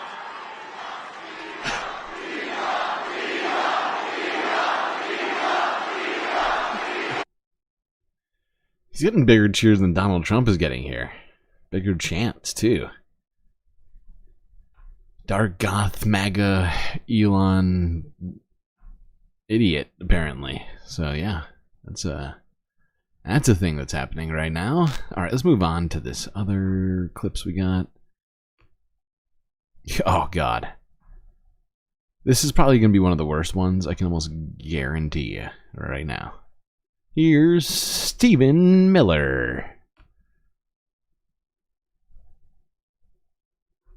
What was he? Former chief of staff and speechwriter? Something like that? I can't remember. Something like that. Hello, New York. Hello, Madison Square Garden. And hello to the United States of America. People watching in all 50 states. We are here tonight with a message for you. In 9 days, your rescue is coming. In 9 days, your salvation is at hand. In 9 days, Donald J. Trump is going to go back to the White House. We stand here today at a crossroads in the history of this nation, in the history of our civilization. This is a choice between betrayal and renewal, between self-destruction and salvation, between the failure of America or the triumph of America. I want you to think for a minute about the decades of abuse that has been heaped upon the good people of this nation. Their jobs looted and stolen from them and shipped to Mexico, Asia, and foreign countries. Shipped to Mexico. The lives... You don't ship things. I mean, I guess you could. I guess you can ship things technically to Mexico, but Mexico's south of the border. You can just drive them over. Why would you be shipping them to Mexico? It's a weird thing. It's a weird way to put it, but it's also not true. From them and shipped to Mexico, Asia, and foreign countries. The lives of their loved ones ripped away from them by illegal aliens, criminal gangs, and thugs who don't belong in this country. A political system that punishes hard-working citizens, oppresses them at every turn, takes away their right to free speech, the right to political expression, the right to fundamental safety. When at any time has the MAGA crowd been not allowed to express themselves? Seems like all they do. In their own country. One man dared to step forward 9 years ago and say, enough, no more, America gets its future back. And what happened next? What happened after he stepped down that escalator 9 years ago? The system he was fighting, tried to do everything in its power to stop him, to take away your voice, to take away your vote, to take away your right to have your own country. They lied. Literally they nobody has defamed, done that. They smeared one witch hunt after another, one hoax after another, one betrayal after another, lie after lie, slander after slander. I can't believe he keeps saying lie after lie as if it's not the thing. It's like his job. I think that's partly what it is. I think he's just stuck on like the concept of lying because it's sort of Stephen Miller's only task in the world is to lie. And so I think this is really just an example of him being sort of like a broken record stuck on a particular narrative. He's like, I'm just going to claim, I've been doing it already. I'm just going to just say lie, lie, lie. Everything they've said is lie. I'm not even going to get specific because it's too hard. This is much easier. I can't be writing speeches for myself, too. Okay, Stephen.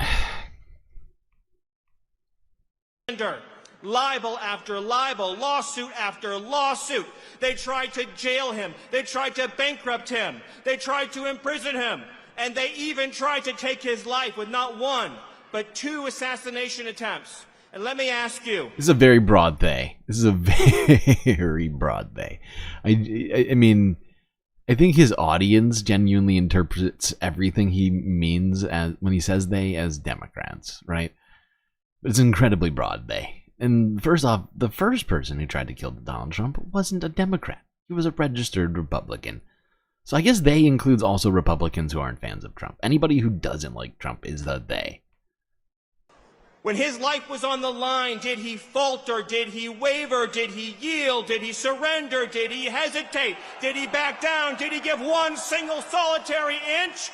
Or did he stand up, strong and proud and resilient, the warrior that he...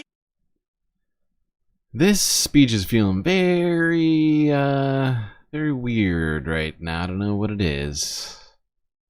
And raise his fist into the air and shout on behalf of all of you, fight, fight, fight. And what was he fighting for? He was fighting for your children, for your wives, your husbands, everyone that you love and know in the world. The right to live in a country where criminal gangs cannot just cross our border and rape and murder with impunity. Think about how corrupt and hateful and evil a system is that allows gangs to come into this country and rape and murder little girls. I'm not just saying that. You've read the stories. It happens every day. Stories you which read one of these you... heartbreaking headlines. Who's gonna...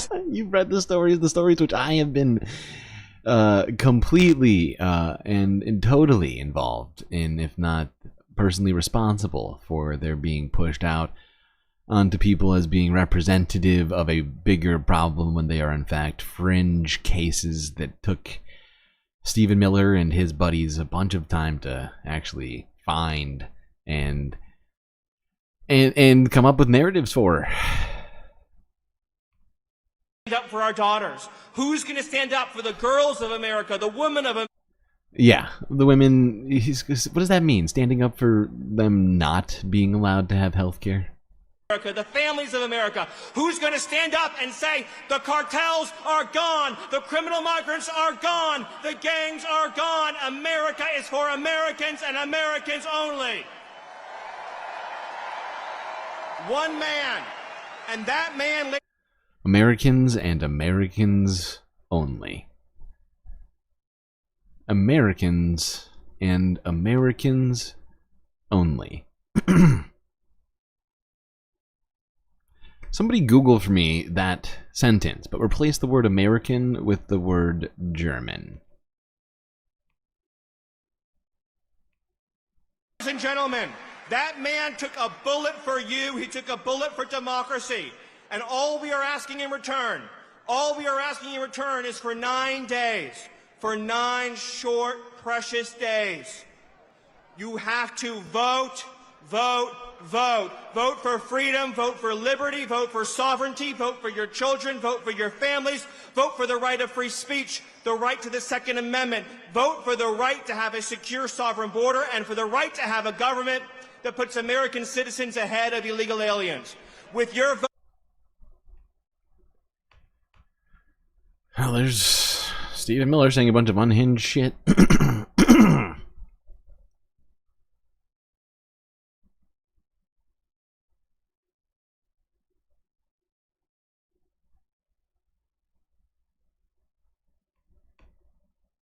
Still got some more stuff to talk about with this rally. He looks like a second-tier Nazi. If you're just tuning in, we have been watching former President Donald Trump, who is speaking at a rally in Madison Square Garden. Don't impugn the in character New York of the City. man. Thousands Clearly and a thousands of first-rate people Nazi. there. We have heard, by all accounts from our reporters who cover Trump rallies day in, day out, that this is the darkest rhetoric they have heard coming from this event tonight. Trump, who we have just gone through with Kristen Holmes and Alex Thompson, fact-checking a number of falsehoods that he has centered around immigration. And we also have heard from people who came before him on the stage and were cheered by that crowd. They called Vice President Harris the Antichrist, the devil. They railed against what they called effing illegals. This is some of what we have heard out of Madison Square Garden tonight. And of course, former president is still going. I want to go back to Kristen Holmes, who's inside. Kristen, we dipped out of the speech for a little bit. What more has he been saying? I don't know, Look, right now he's giving his general talking points, and a lot of it is I'm just on here, he's using the word nasty, so I'm trying to figure out what he's talking about, because I wanted to hear if he was referring to Kamala Harris or not, because that's not a word he often uses, but it doesn't sound like it. He has been using the same rhetoric that he often does. As you noted, there is a very heavy focus on immigration. Unsurprisingly, Donald Trump believes that dark, fear-based rhetoric around immigration is what helped get him into the White House in 2016, and he believes that it could help him again in 2024. Now, right now, he is talking about former First Lady Melania Trump. He is giving her a shout out. Just a reminder, she spoke tonight. Gotta give the First Lady a shout out. She has gotten up on a stage at any campaign event this cycle and actually spoken. She didn't attend either of the debates that he was at. She attended the RNC but did not speak. And the only other campaign event she has been at was at Mar-a-Lago, which is her home, when he announced his president's candidacy back in November of 2022. So she has been barely visible this campaign cycle, but she was on the stage again tonight. But overall, what we're Actually, I'll let her finish that sentence. Oops. is a reprise of all of his greatest. She was on the stage again tonight, but overall what we're hearing is a reprise of all of his greatest hits. He talks about the economy, he talks about tariffs, we fact-checked that, we talk about immigration. He clearly is doubling down on that fear-based dark rhetoric. This is something he believes is going to help him, propel him to the White House again in November.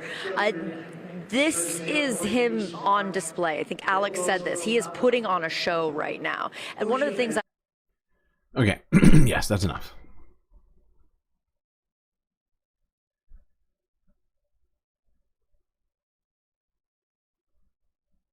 Got a concept of a plan. All right, I'm just going to quickly skim through this 6 hour, 1 minute and 30-second video posted by PBS. We come before you today seeking your divine wisdom and guidance. Lord, we recognize that Oh, true boy. wisdom comes from you alone. This is how it starts? Help us to discern your will in our Jesus. lives, especially in these challenging times for our beloved nation. May we seek to honor you, not just with our words, but through our actions each and every day. Father, we ask for a deep... Okay. Let's see how long this goes on for. 5 minutes? Oh my god. I assume what, they do the national anthem too?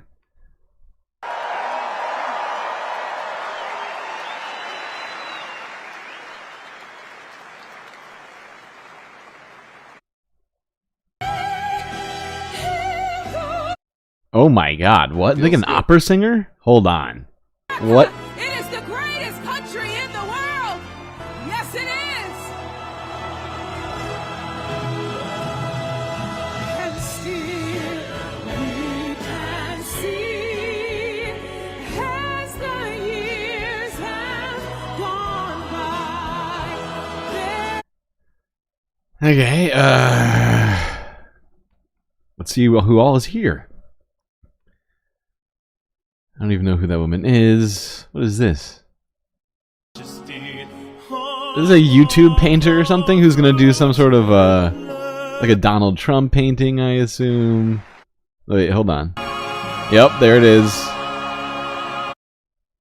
I'm in Israel and had the opportunity to Who the fuck is this guy? fast with Bibi Netanyahu. Oh, he's an Israeli. Take away Okay. my freedom because I will never let them take away your freedom. I'll be the one to take away your freedom.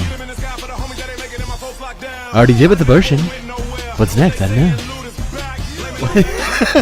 I love how she came out with this fucking jacket. She's had this big plan. I'm gonna bring the jacket. I'm gonna put it on the front so everybody can see the sparkles. And then she's just like struggling with it, like, oh god, I can't. Why can't I get it to stay? Come on. She's trying to see. I'm sorry.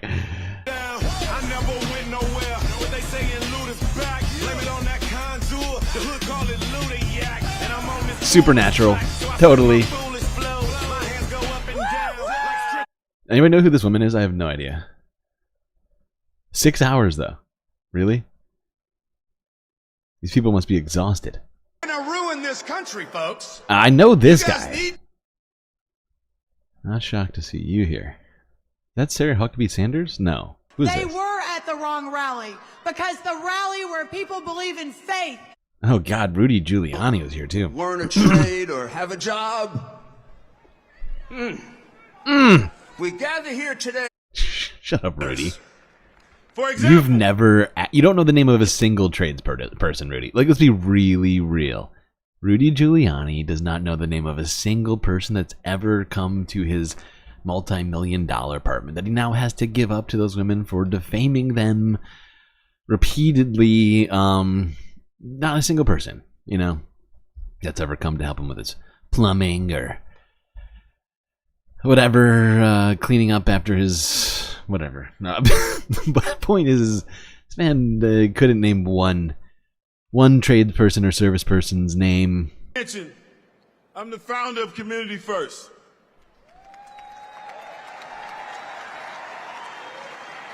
Wait, who's this guy? I can't even think of it. There's just too many of these psychos. Oh my god. This really went on for 6 hours.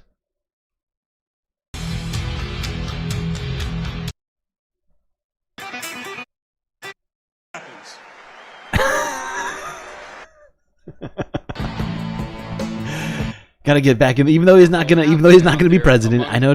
Vice president. He didn't get picked, but still here. Okay. Other Donald. I'm telling you, there's an energy. Mike Johnson. Just a whole pack of people. Jesus Christ. Gotta get literally every person here. Oh, yeah. Tulsi. Gotta get RFK here. I mean, holy shit. Islamist terrorists are streaming Just wild. across our borders, placing us at risk. Tucker. Wow, Tucker. I'm sorry, hold on. We're going to actually have to listen to this. We're going to have to listen to this. Please hold. Please hold. We got a very interesting person here by the name of Tucker Carlson.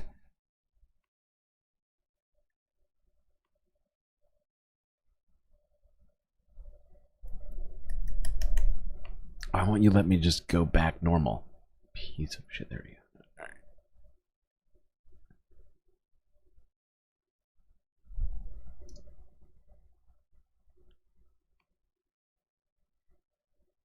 To the stage, Tucker Carlson.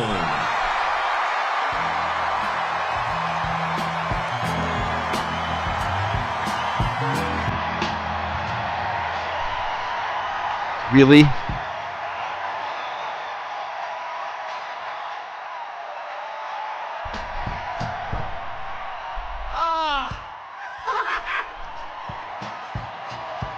Thank you.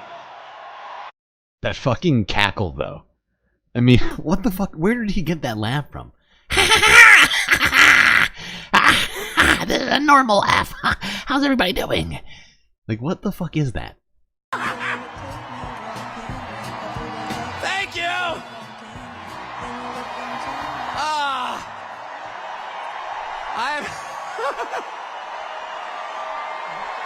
I saw the Grateful Dead in this arena in 1987. I was seated right there. How weird. It's such an honor to be here, and it's wild. Just another day following Bobby Kennedy Jr. at a Donald Trump rally in Madison Square Garden. I mean, what? That's totally normal. Just like your laugh. Liz Cheney's out there with Kamala Harris. You know what's hilarious to me is that they make fun of Kamala Harris's laugh, but then seem completely unfazed by this man laughing like a literal demon. Look at his face. Like what?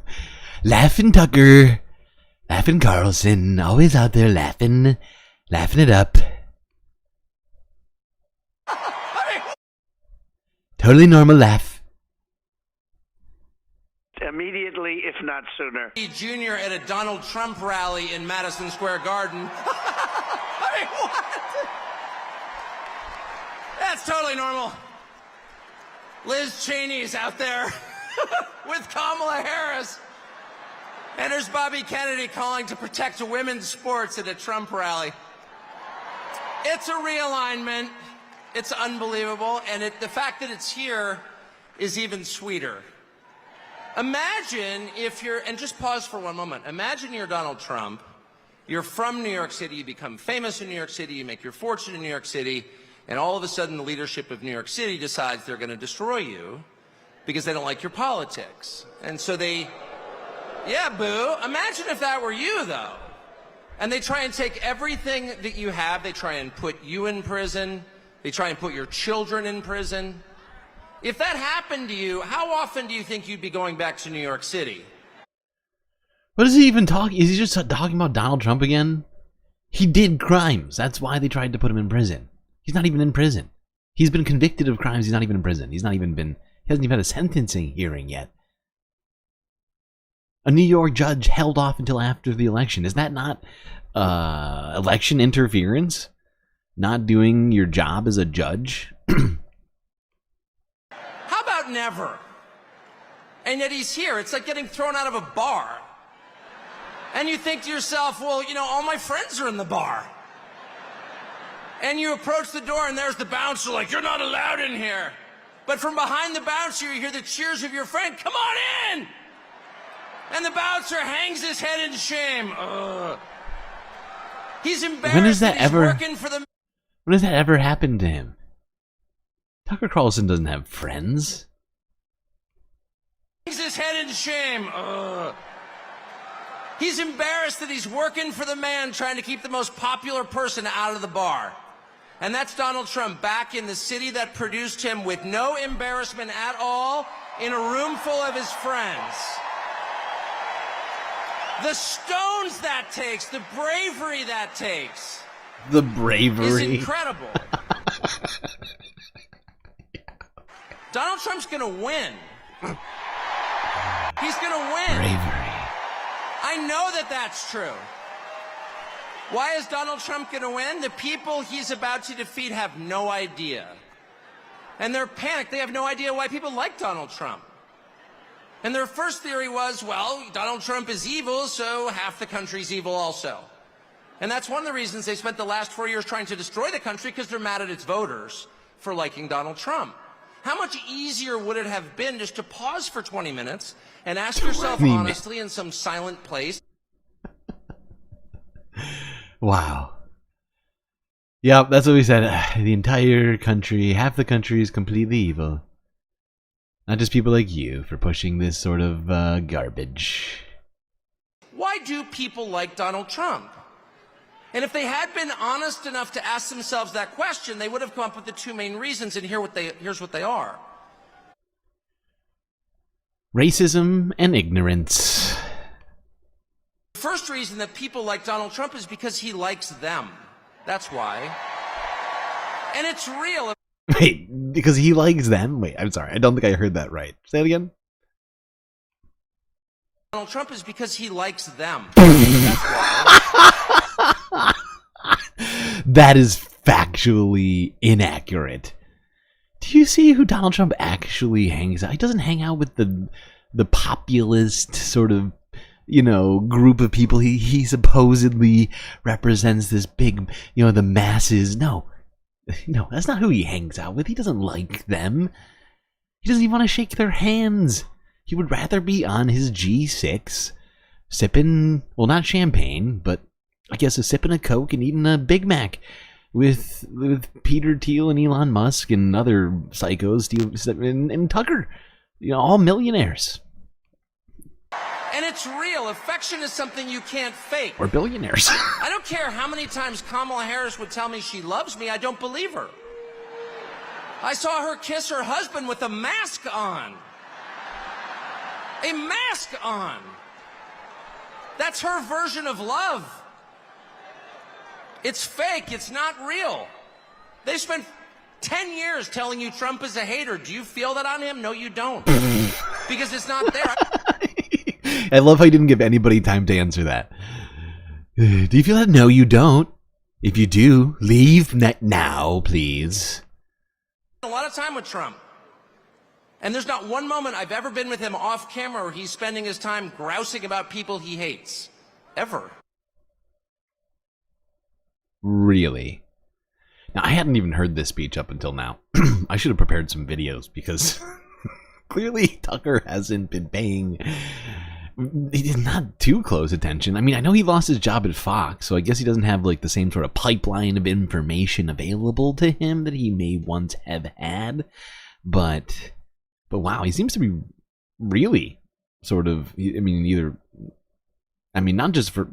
not just having completely separated himself from the media ecosphere since then, but also forgotten everything that happened before, I guess. He's talking about the people and the country he loves in his private time. Trust me. And people know in a country that has been taken over by a leadership class that actually despises them and their values and their history and their culture. Literally, he's describing Donald Trump.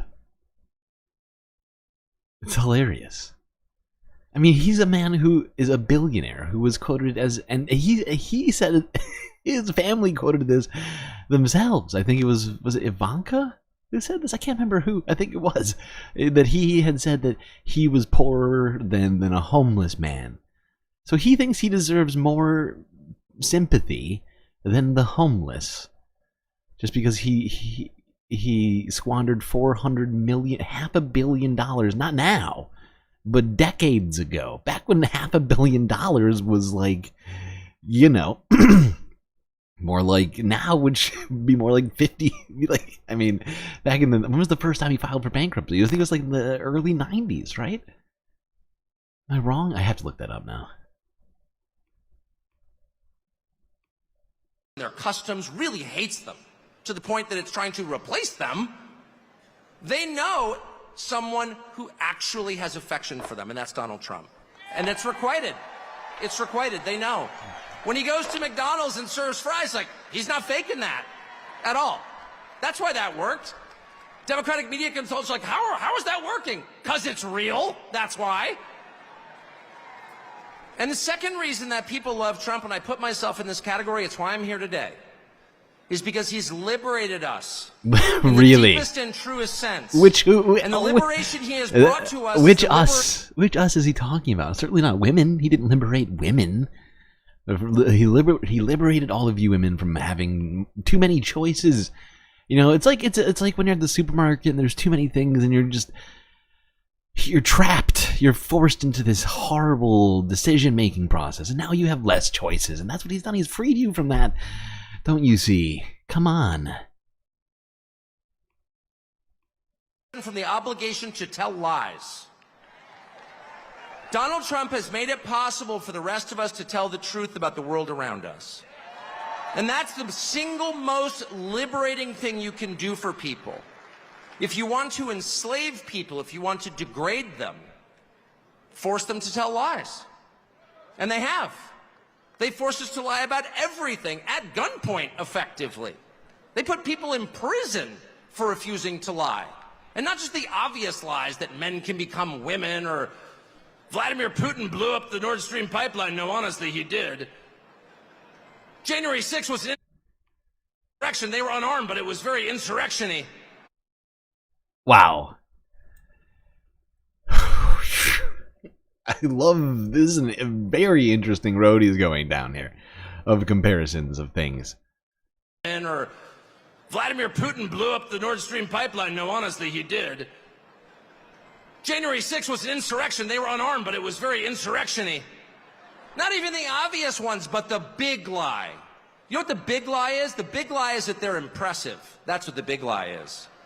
That the people in charge have somehow earned the right to rule over you, and they haven't.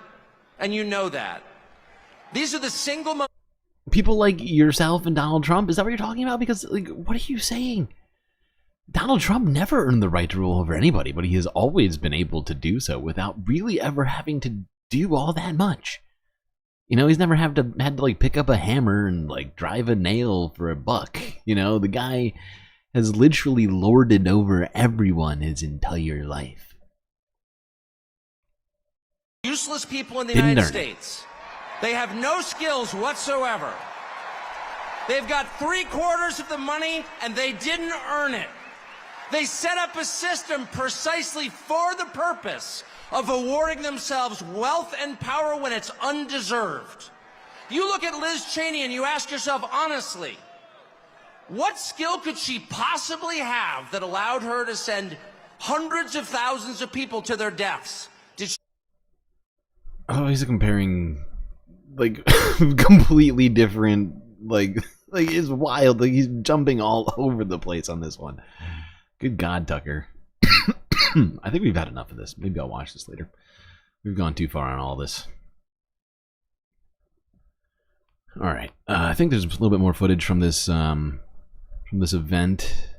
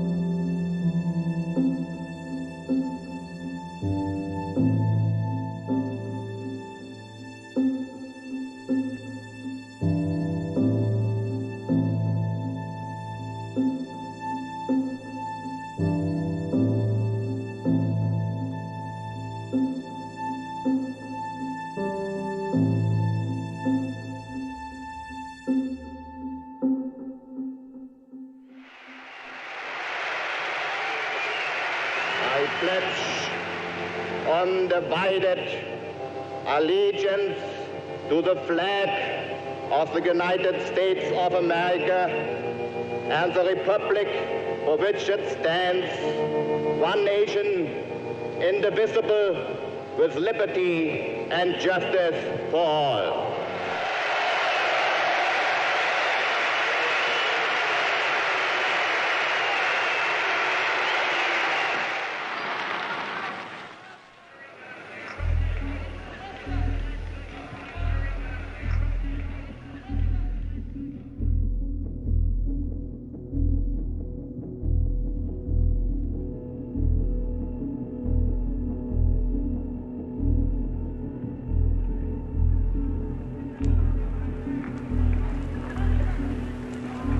Ladies and gentlemen, fellow Americans, American patriots,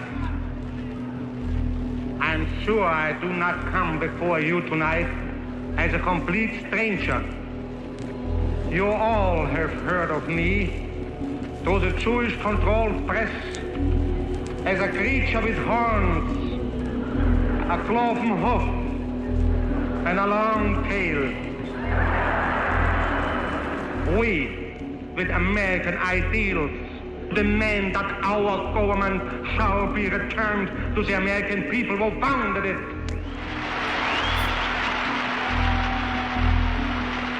If you ask what we are actively fighting for under our charter, first, a social, just, white, Gentile-ruled United States. Second, Gentile-controlled labor union, free from Jewish Moscow-directed domination.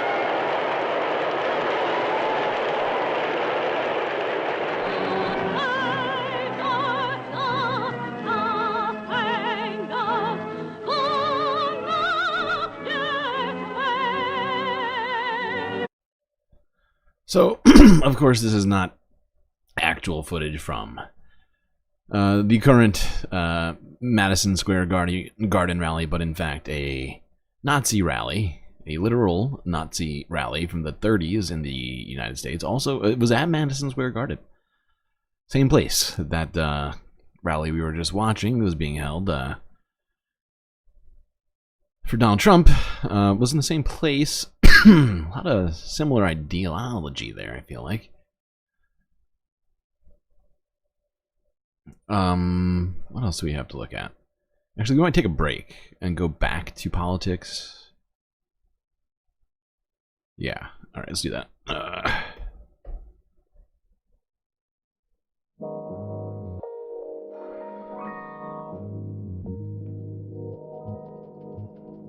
Well, I hope everybody is enjoying the show so far. If you haven't already hit the like button, don't forget to subscribe. And once you got done doing those two things, do consider becoming a patron on Patreon, as our show is completely funded by viewers like you. And Patreon's the only thing. We do have other things like Cash App, PayPal, Twitch, so a lot of options, a lot of ways you can help fund the production of this show. But if you become a Galactic patron on Patreon, you get access to a whole host of super sweet space benefits unseen by the rest of the Milky Way galaxy.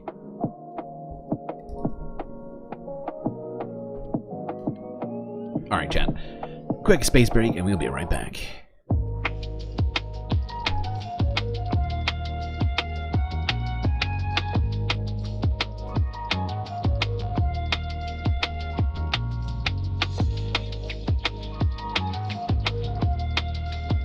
By the way, you might notice behind me some added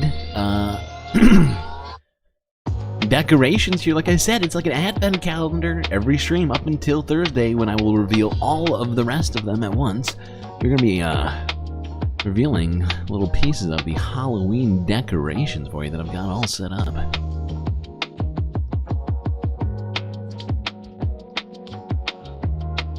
Also, if you're a patron and you haven't gotten me a costume request for your avatar, I am going to give everybody until the end of today, actually Monday, that being, to get me in final costume requests, as I've already finished all of them, and the decorations too, pretty much. So, like, I feel like I'm in a good spot right now. So just let me know if you do have any of that going on.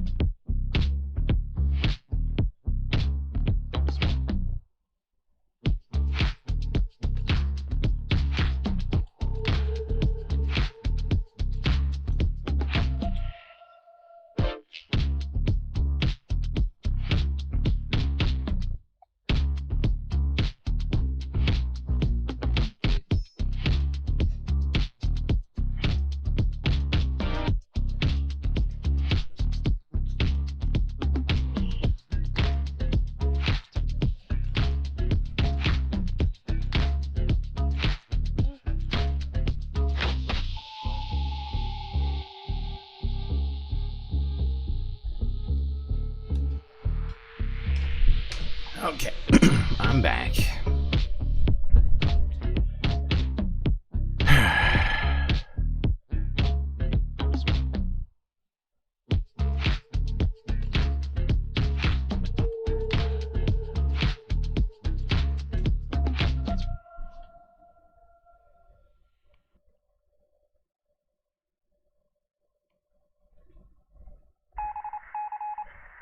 Alright, Space Fams, second half is about to start, which means it's time to get back to your seats.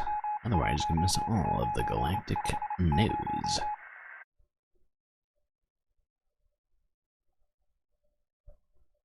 Alright, where do we leave off? Oh, right. The Nazi rally of 1939 at Madison Square Garden. Alright, let's move on now to this. We're not quite. Actually, we're. Huh? What happened? I have. Oh, there it is. Wait, no, that's not it. Oh, found it. Found it. Okay. Alright, good. I was worried for a second. Now, let's go here, talk a little bit more about politics. Start off with this is a Tim Walz clip, where he also made the exact same comparison that I did. Donald Trump has descended into madness over the last few weeks. And I think some of you don't miss on this. Go do your Google on this. Donald Trump's got this big rally going at Madison Square Garden. There's a direct parallel to a big rally that happened in the mid-1930s at Madison Square Garden. And don't think that he doesn't know for 1 second exactly what they're doing there. So look, we said we're all running like everything's on the line because it is. It is. And I've been saying for the last 3 months or so that there'll be plenty of time for all of us to sleep when we're dead. Now is not the time. Now is not the time. So I want to say I'm proud to be on the team with Kamala. I'm proud to be on the team with you.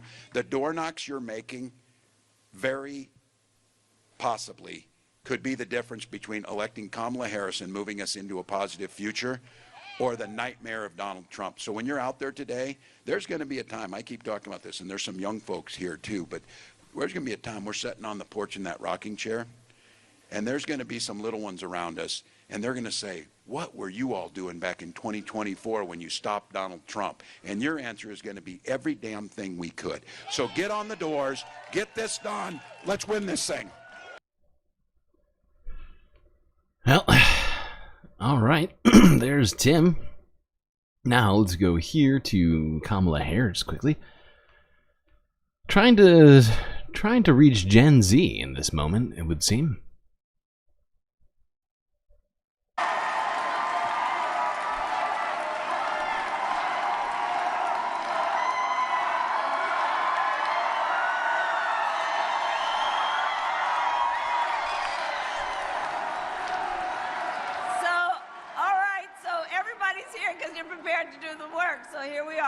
From now until Election Day, we are going to get out the vote here in Pennsylvania. And if you'll give me a minute, I really right now want to speak to the young leaders who are here. Is Gen Z in the house?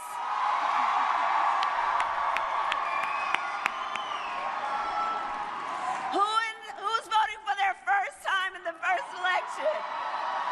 All right. Now, here's the thing I love about you young leaders. You know, you are rightly impatient for change. You are rightly impatient. You who have only known the climate crisis, you are leaders in what we need to do to protect our planet. You who grew up with active shooter drills, you know what we have to do to fight for safety in our schools.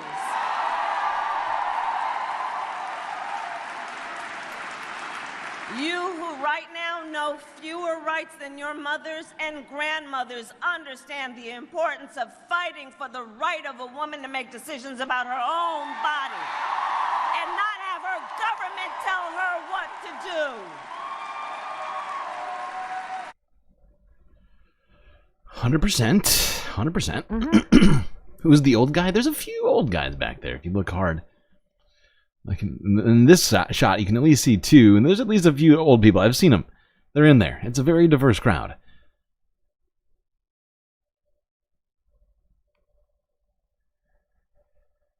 All right. What was it? What we're doing next? Ah, yes. Well, this seems to be the big news right now. Tim Walz went on a live stream with AOC to play video games like Crazy Taxi and even Madden. Pretty crazy. Let's see what's up with this.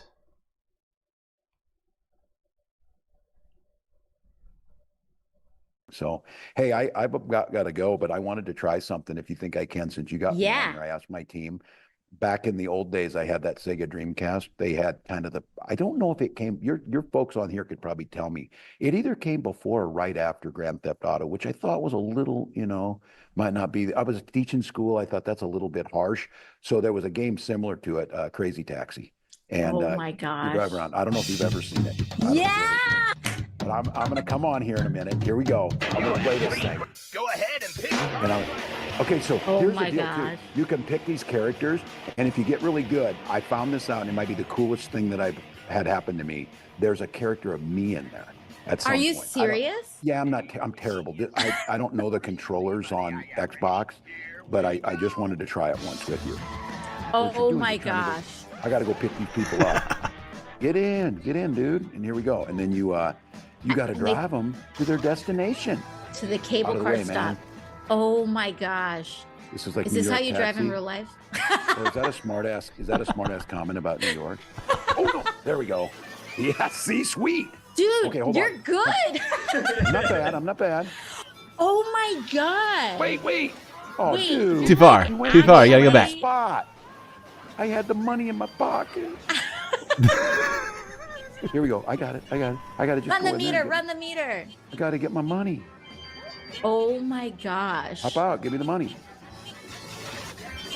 Cash. All right, give me the cash. Now I got to go pick up somebody No else. tap to pay. He almost had a really good score on that one. Stuck. I got it back. Oh, I forgot how to reverse. Oh my gosh. It's a new deal. The music is good.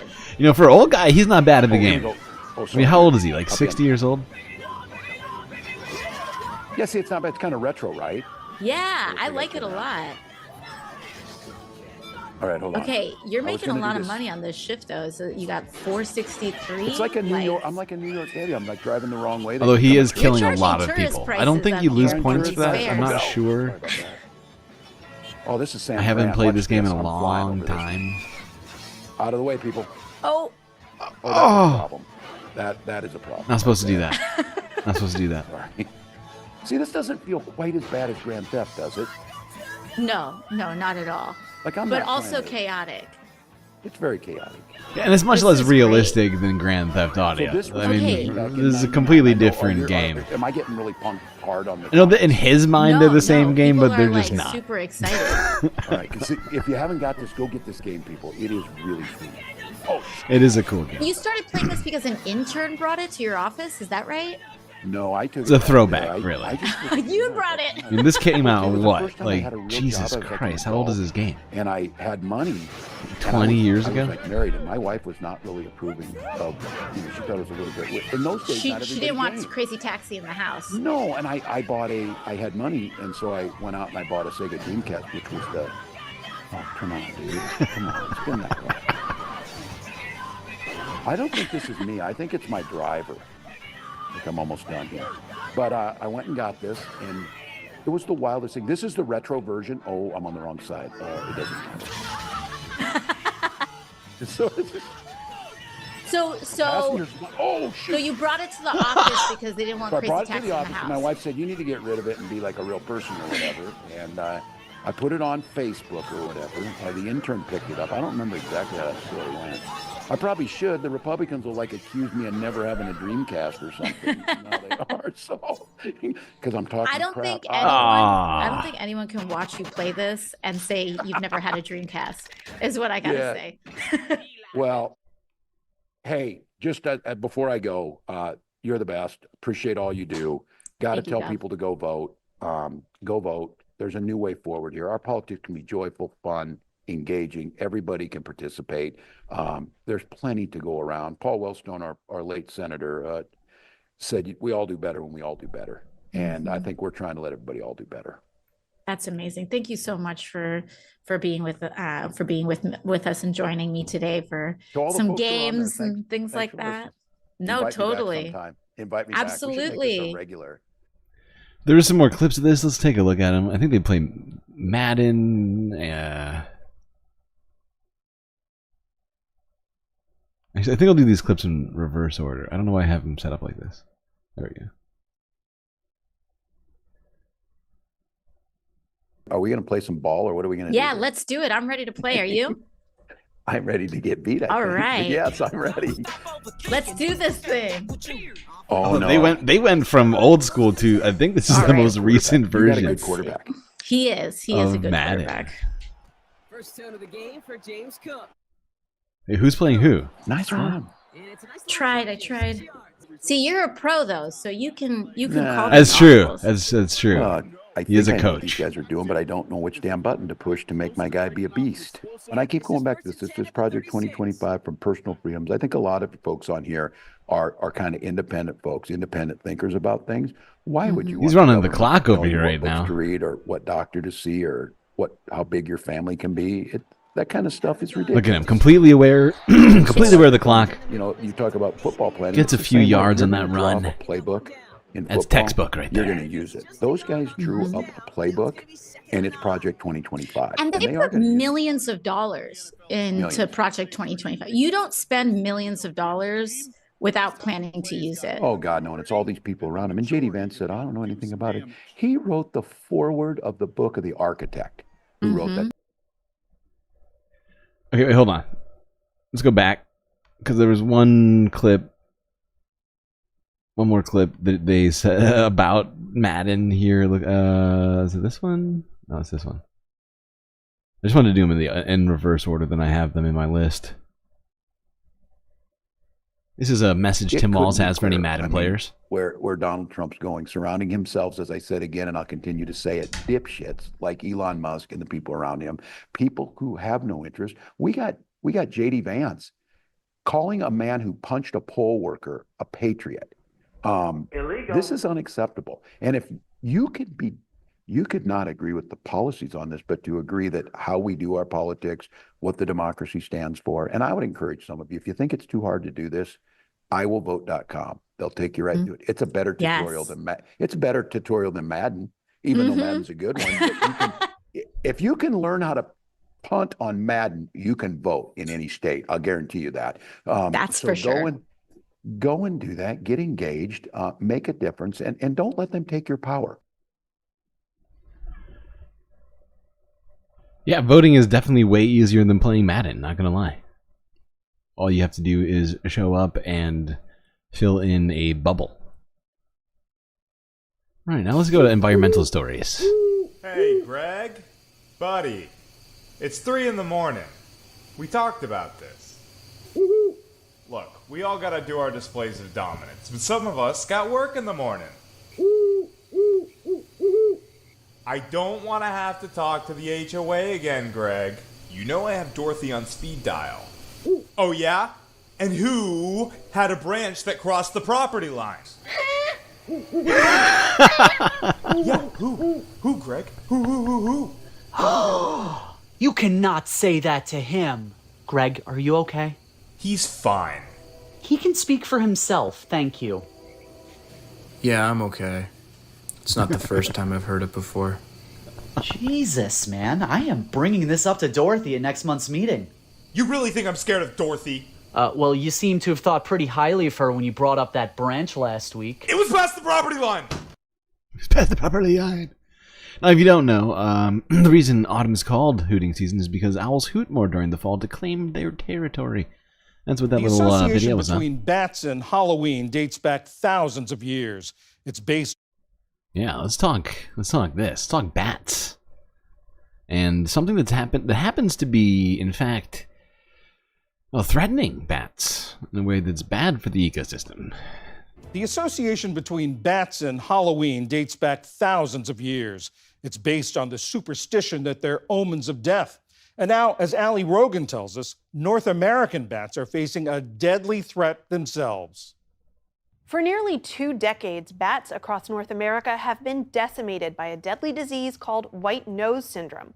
Patches of pale white fuzz caused by a fungus appear on infected bats. First observed in 2006, the pathogen quickly began spreading after appearing in New York State. It has since killed millions of bats across the country. Yet, according to recent reporting in the New York Times, for the first time in years, researchers are feeling hopeful in their fight against the disease. Carl Zimmer is a columnist for the New York Times and recently wrote about this. Thank you so much for joining us. So how did white nose syndrome begin, and why did it spread so quickly? It originated in Europe, and in Europe, the bats there are able to fight it off. Somehow this fungus was able to get across the Atlantic. It's possible a traveler was exploring a cave in Europe, got it on his boot, and then they traveled to New York and the spore was spread here. But once it got to the United States, the bats themselves started to spread it across the entire continent. You write about the shock that some researchers had when they came upon the first examples of this. Can you tell us a little bit about what it was like for those researchers who entered these caves in the United States and saw the toll that this disease had taken on the bat population? The first biologists who discovered white nose syndrome were just shocked because they would literally walk into a cave that they had been visiting for winters, studying hibernating bats for years, and there would be a pile of dead bats on the cave floor. They would see. That is horrifying. Well, European bat fungus has apparently been threatening bats for years. They are trying to combat it. Of course, bats are an intrinsic part of the ecosystem. Even though they're scary, they are necessary.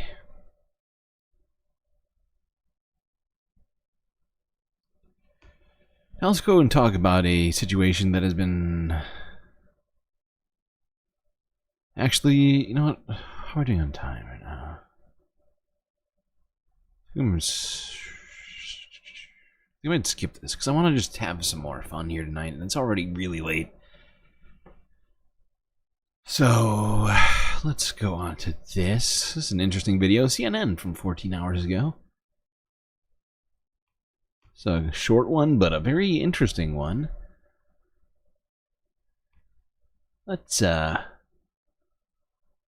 ask a question here about where we get our energy from.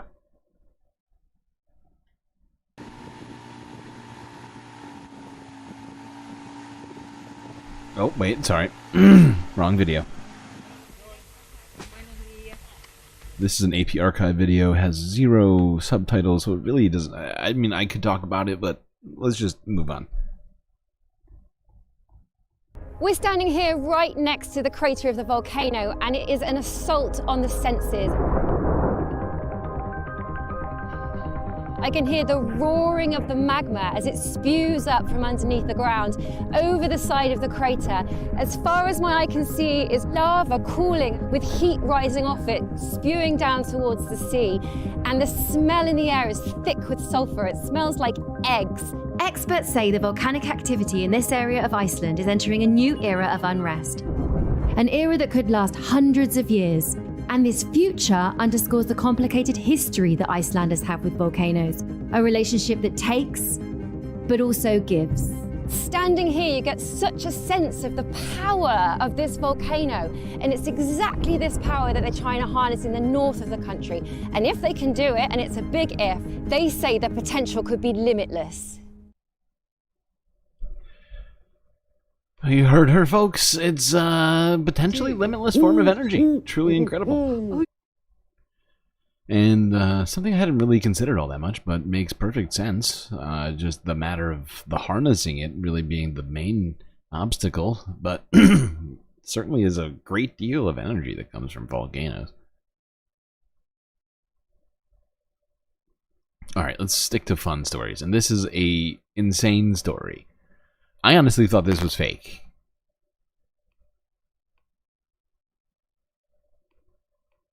Do? Oh, you got a fascinator. You're funny. So I watched that. Let's watch that. Let's watch that again. Because, I mean, it genuinely looks fake. Like, snowy owls are supposed to be like a fifth the size of this thing.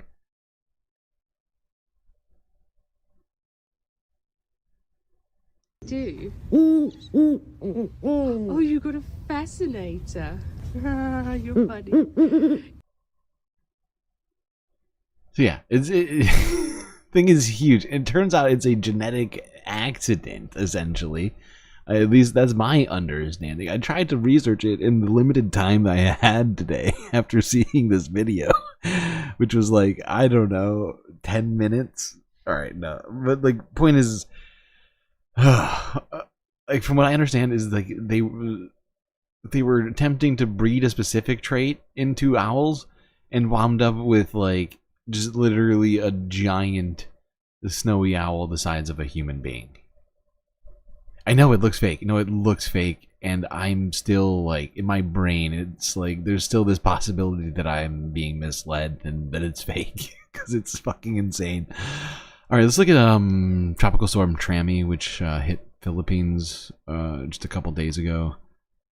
The devastation has been just insane. The amount of flooding, number of people who have died is, I believe, now 150 so far that they've at least officially reported.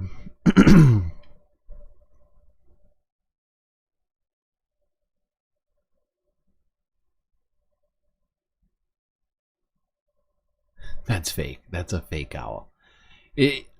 I swear to God, I did a little bit of research, not a lot. It was like 2 minutes of research while I was doing a bunch of other stuff. But all I could find was more footage of this owl at different sizes in its growth. That's and I mean, maybe it was just really good editing.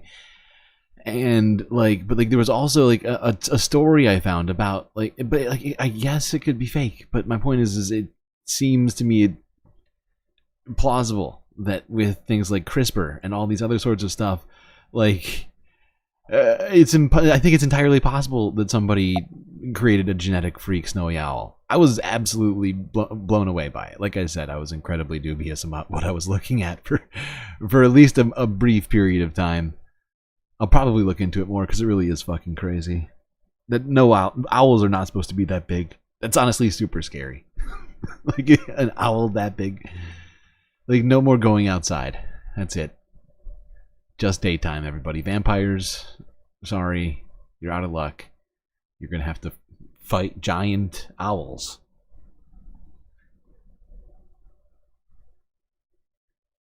But look at this. I mean, look at this freaking flooding. It's insane. Sorry, I'm still focused on the owls, which is not right. It's my bad. Hold on, I'm going to turn the volume back on.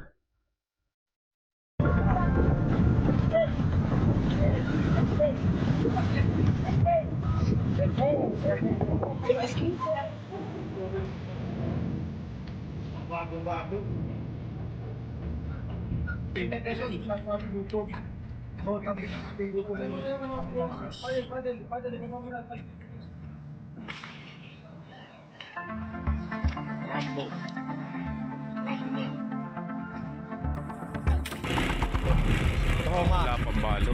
Trauma din ang bata. Mamaya naman sir. Tali, itapon nyo muna tali. Dito tayo sa aplikit tayo dito sa semento. Para hindi tayo makakit sa yero. Natabi ka mo tamo. Tamungan tayo. Bernardo Carino. Okay, siya napansin nyo. Sa kanyo lang nalaman. Umaga nyo na nalaman. This is wild.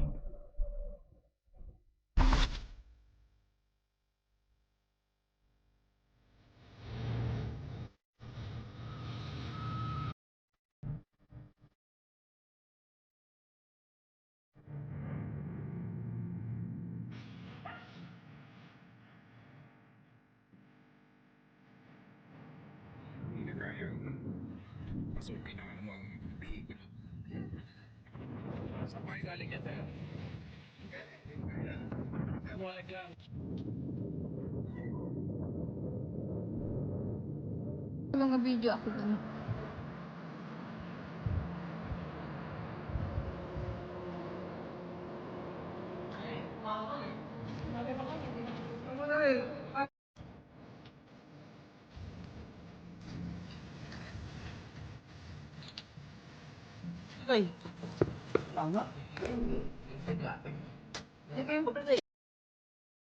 So yeah, as you can see, the Philippines has not been doing great with this storm, nor have they been doing well with any of the storms that have happened this season. I mean, the death toll in the Philippines from storms this year is, God, it's got to be close to 1,000 people have died. I could be overestimating that, but maybe it's less.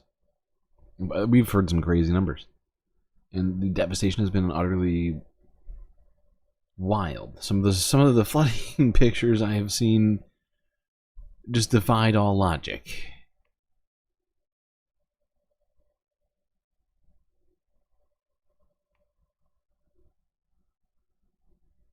All right, let's go here. Here's another fun wildlife video.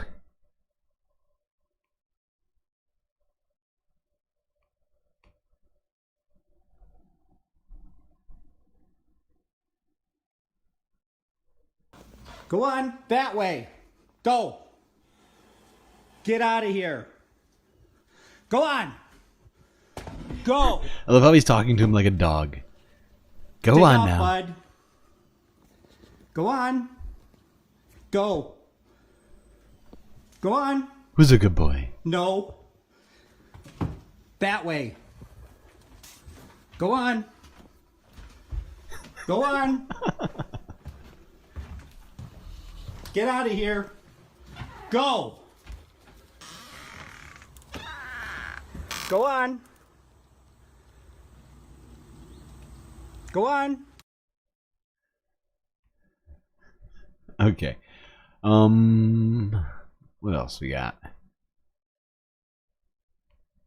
All right. That's all of the stories we got right now on the environment. I think we're just going to go straight into the Earth news, because I don't even have space news right now, and I just want, honestly, I just want to jam. I just want to go to the after, I just want to do the after hours super secret late night chill stream. It's Sunday Fun Day. The world has been too tough. We've been talking about it quite a lot, and we know just how bad it is right now. We can just take a moment to think about what we're going to do here, moving forward on how to solve some of these things. You know, I find it easier personally to think about that stuff when I'm like listening to music or just relaxing sometimes. Not always, but oftentimes. Just momentarily at least, to sort of refresh yourselves and sort of... Whatever, let's move on. Let's go to this is the Associated Press from earlier today, where apparently reports that Bolivia's former president Evo Morales is now claiming that his car was shot at in an apparent attempted assassination.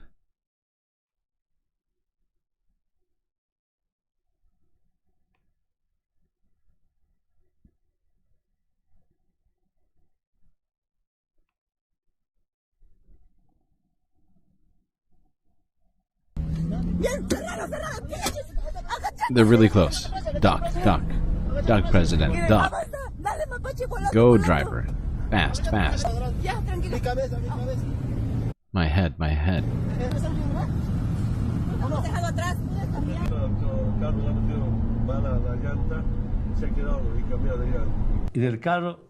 In the car I arrived in, 14 shots. You can see them. 14 disparos a la cabeza del chofer. One to the driver's head. He arrived bleeding and got another shot that hit his arm. Luckily, none of them hit me. It's them, but they stopped at the surtidor. They failed. When all of them failed, the plan was to kill Evo. El plan era, hay que matar al Evo. Hoy día se ha cumplido eso.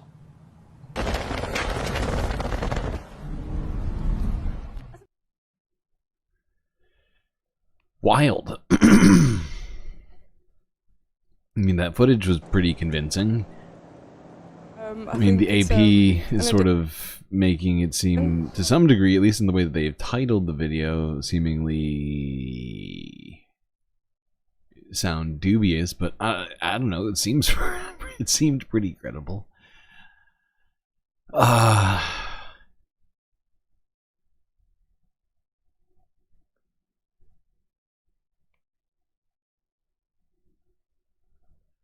Alright, let's go here. This is an interesting one. Certainly not the highest priority of anyone, I don't think. But it's Sunday Funday, so let's talk about it. Let's go to the UK, where let's talk about the apparent potential ban on disposable vapes in the sorry, did I say vapes? Disposable vapes. Disposable vapes in the United Kingdom, which is, I believe, on what do you call it? Potential like laws being discussed in Parliament right now. Uh-oh, stream software just froze.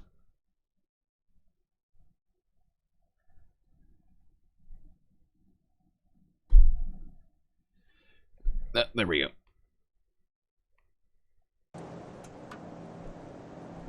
I think it's an addiction, to be honest. There's lots of people that do it. I feel like the ones that you have to refill and that, it's too much hard work and not having to buy the liquids and all that stuff, you know what I mean? So I would just go to the shop and buy a pack of ciggies. It's children, young ones, are smoking that even though they've never smoked before, so it's not like they're trying to get over it. It's like I've smoked since. I mean, it's not just children. I mean, I don't live in the UK, but I'm an adult who vapes, and I know plenty of adults who vape. So it's not just children. I mean, this woman clearly, I mean, she explains later, like she's just explaining right now, like that she's a smoker. So she just doesn't understand, maybe. She doesn't seem to have made the switch, but. Even though they've never smoked before, so it's not like they're trying to get over it. It's like I've smoked since I was 13. So if I was to go on them, that's because I want to stop smoking, but they just go on them straight away, don't they? The black market's huge today, let's be clear, and there's a direct link between those people selling illegal products illegally to youths today that actually, you could argue, potentially will blossom even further. The shops have to hide cigarettes? Oh my god, did that ban go through on selling cigarettes to people over I've known it in some respects under 18? I can't remember. Did that happen? Sitting alongside us, we have. I know we talked General about it at one point. Patrick Sanders. 13. 13 what? What are you talking about? Did that did go through? Huh. Interesting. I honestly thought it wouldn't. Oh, yeah, she did say she started smoking at 13. Yes. She almost said it with pride. Like, I've been smoking longer than the Conservatives held the government.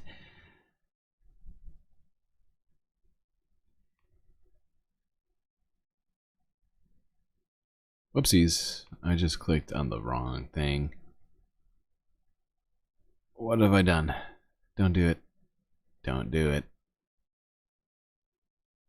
Don't do it. Okay. Alright, let's go here. To BBC, discussing the state of the world right now. After the recent development, reports saying that North Korean troops are now in Russia fighting alongside Russian troops in their war on Ukraine. The world is as dangerous as I've known it, in some respects more dangerous than the Cold War. Sitting alongside us, we have General Sir Patrick Sanders, Chief of the General Staff, in other words, head of the British Army between June 2022 and June this year. Patrick, welcome to our studio. Thanks, Victoria. Thank you very much for being with us. Obviously, you were high up, although not the head of the British Army when the full-scale invasion broke out. What was that period like? What can you recall for our listeners around the world? So I was doing one of the other chief's jobs. I was in charge of an organisation called Strategic Command, which is where we have all the intelligence, special forces, cyber, space capabilities and so on. And that meant that I was seeing the intelligence build up, which was extraordinarily detailed. And the only thing that we couldn't do was to draw a line between all of the forces that were building up and the planning that the Russians were doing and Putin's intent. And a lot of people misread Putin's intent, as we know. Yeah. Did you expect Ukraine to last this long? No, I mean, no one did. In fact, most of the military planning that we were doing, because of course we've been there since 2014. We've had a presence in Ukraine. We've been working with them. And trying to build up their capabilities. And we thought that it would be the Russian, or we overestimated the Russian army. And there was a lot of hubris in how they conducted it. I think there was an arrogance, an assumption by the Russians that Ukraine would collapse. And of course they didn't. So I don't think anyone really read just how determined, how strong, how courageous, and how skillful the Ukrainians would be, particularly in those early weeks and months. Before we get into the specifics of what's going on in this conflict right now, I just want you to cast an eye back over your 40-year career and give us an assessment of how unsafe the world feels now compared to previous periods in your career. So I've had an almost circular career because I joined at the latter stages of the Cold War. Mm-hmm. My first 5 years were in the Cold War. And then we went through, the end of history, if you like, if you believed Francis Fukuyama, and that wonderful unipolar moment, which we really frittered away. And now here we are back into a potential conflict, certainly a really, really serious competition with great powers, Russia, China, Iran, North Korea, this axis, if you like. And I think the world is as dangerous as I've known it, in some respects more dangerous than the Cold War, because the system, the so-called international order, which kind of kept us safe, had us in a period of extraordinary peace and prosperity for most of our lives, has ended, and we're reminded that actually that was almost unique in human history. Take the Russian experience between. It's a very dark outlook on things. These are the way that he's describing the current state of things. I'm not sure I would agree with all of his assessments, but we certainly are in a state right now of so many different conflicts. It seems to me, at least in my lifetime, the most conflicts that have been happening simultaneously.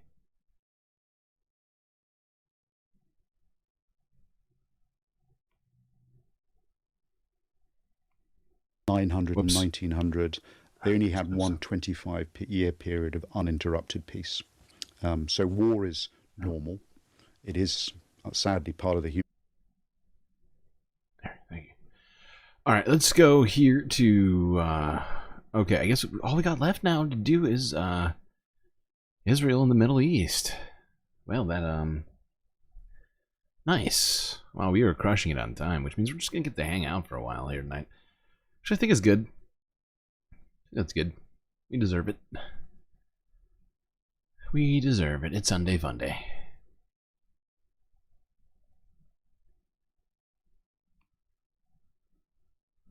All right, now this was from 15 hours ago. The Israeli police chief said that a bus ramming attempt happened in the north of Tel Aviv. Let's take a look at this.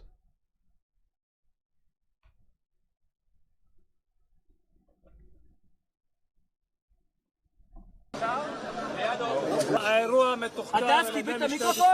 The incident is being investigated by the Israeli police as an attack. At this stage, we are checking all directions, and we have a lead of one kind we will let you all know. I'm sorry. Wait, what was that? Go back. We have a lead of one kind we will inform. The terrorist is a resident of the state of Israel. A resident of the state of Israel who are handling the incident. Now, he says he's a resident of the state of Israel. I believe, I looked into this, and I mean, this crash that you're seeing here, I mean, I saw some other footage that showed that it was like shot up, but it might have been a different situation. Actually, no, it does look like maybe there were some, like, it's hard to tell on this angle. But they're claiming it was terrorist attack, and that he's a Israeli citizen. There's not a lot more information to given on this, but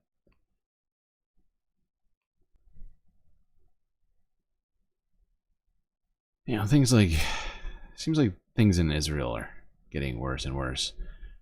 Not just from the recent attacks that have managed to make their way through the Israeli dome, but within the state of Israel, people seem pretty upset. Speaking of which, let's go here to this Netanyahu speech earlier today. Well, earlier Sunday. זכר קרובכם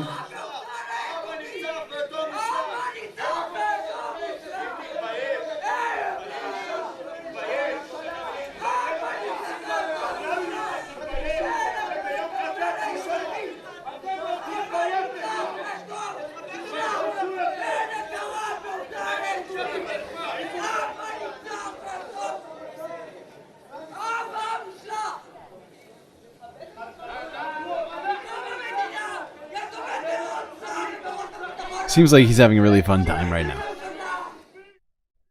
Seems like he's really enjoying this. Now, there was a bunch of people that came to protest him, so let's look at some of these. But first, let's go to BBC to discuss it. The Israeli Prime Minister Benjamin Netanyahu, who's been talking about Israel's air attack on Iran early on Saturday morning. Mr. Netanyahu said the attack was precise and powerful and achieved all of its objectives. Iran's supreme leader says the attack should not be downplayed or exaggerated.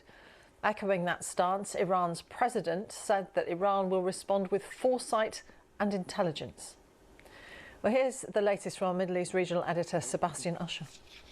What Mr. Netanyahu said in what were his first public comments, his office had made statements, but these are his first comments in public about the Israeli attack on Iran.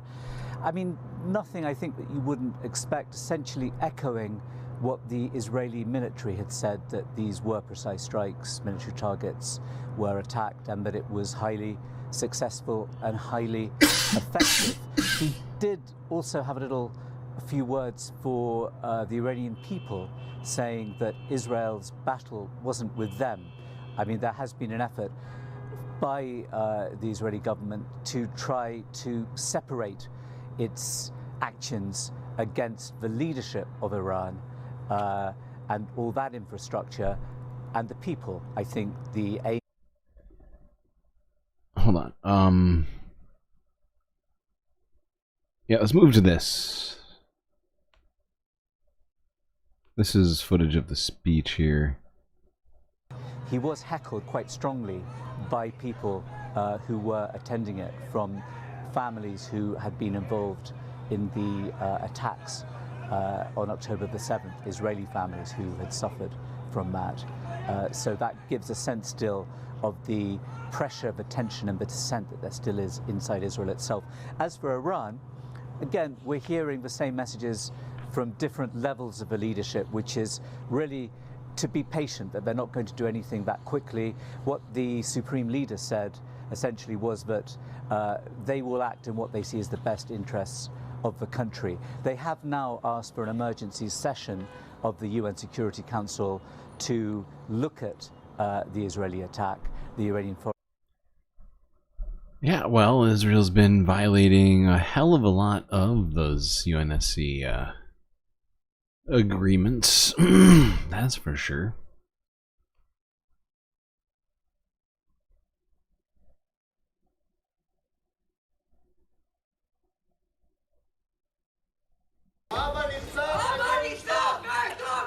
זכר קרובכם.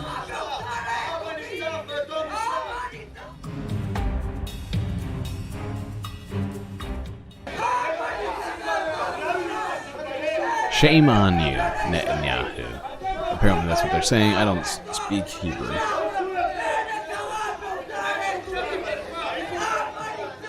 הזכיר הנשיא בפתח דבריו. Dear families, the memory of your relatives, victims of terror, are imprinted in us. משפחות Its full יקרות. power. זכר קרובכם.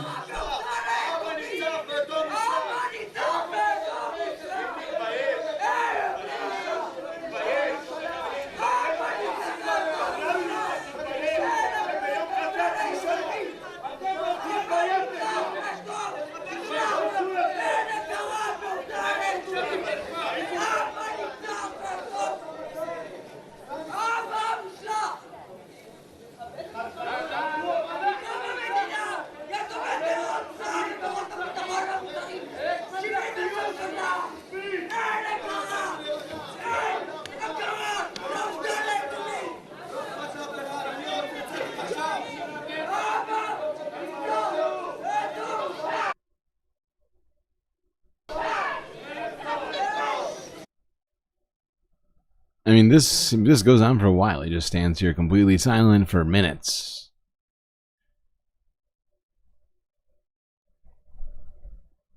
I can't tell whether he's amused or if he's ashamed. Hard to read the face of Benjamin Netanyahu. All right, let's go here. This is in Lebanon, city of Sidon, where Israel recently struck the city. Who knows if they have any supposed targets here like they're always claiming, but at least 3 people have died in this strike.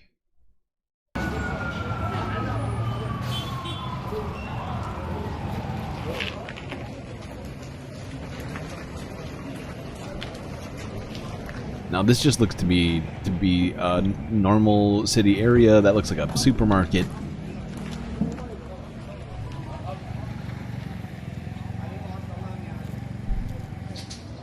Doesn't appear to be a terrorist stronghold. I guess it could be a terrorist grocery store. I'm not sure how that works. Alright, let's go here. This is footage of another Israeli military helicopter flying over Lebanon, as seen from the Golan Heights, which makes the footage pretty fuzzy. Not gonna lie. Also see smoke rising over the hill here.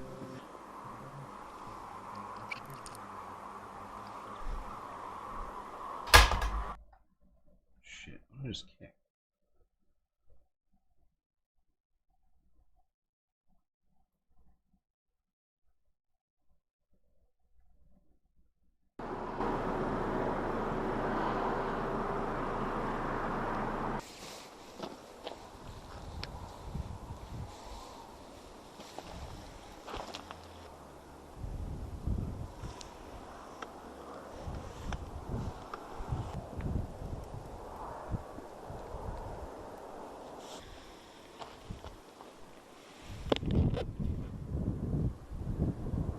That appears to be white phosphorus, which Israel's not supposed to be using.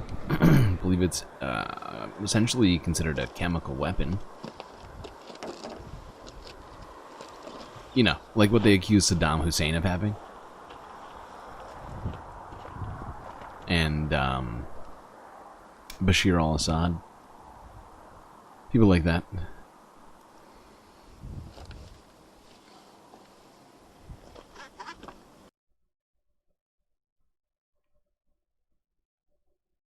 I'm not saying that they were accused of using white phosphorus specifically, but that they were also examples of people in the Middle East accused of using chemical weapons against people.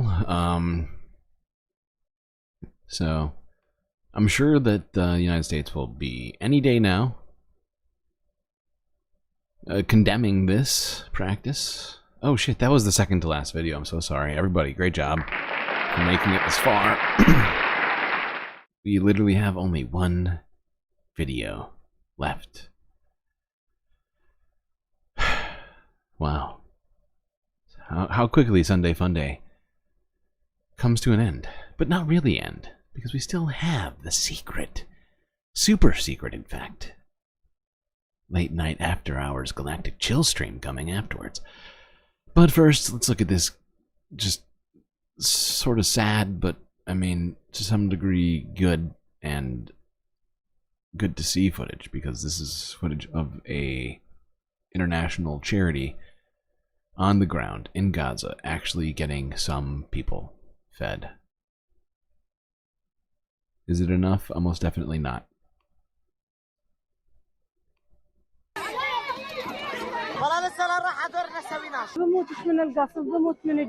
Those who are not killed by the bombing are dying from starvation. This is our life. We are here at the mercy of Allah.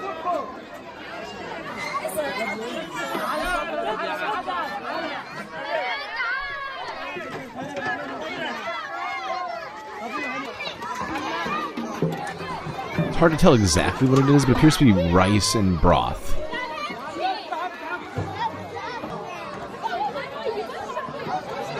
Maybe it might be some kind of other grain.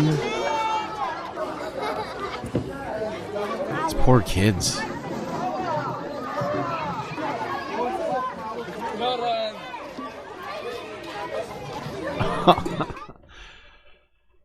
They're so cute and like innocent, and they're being forced to go through these conditions right now, which are just inhuman and wrong. And stop! What the heck? It is not time for this yet. Way ahead of me here, YouTube. Thank you very much.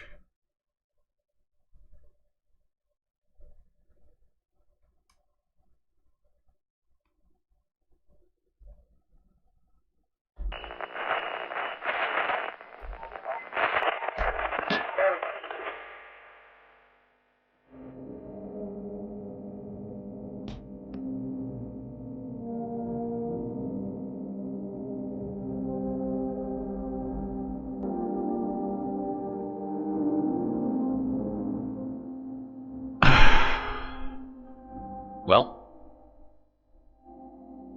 looks like that's gonna be it for me tonight. I hope you all enjoyed. But, till I see you next, you stay classy, Galactic Stream Nation.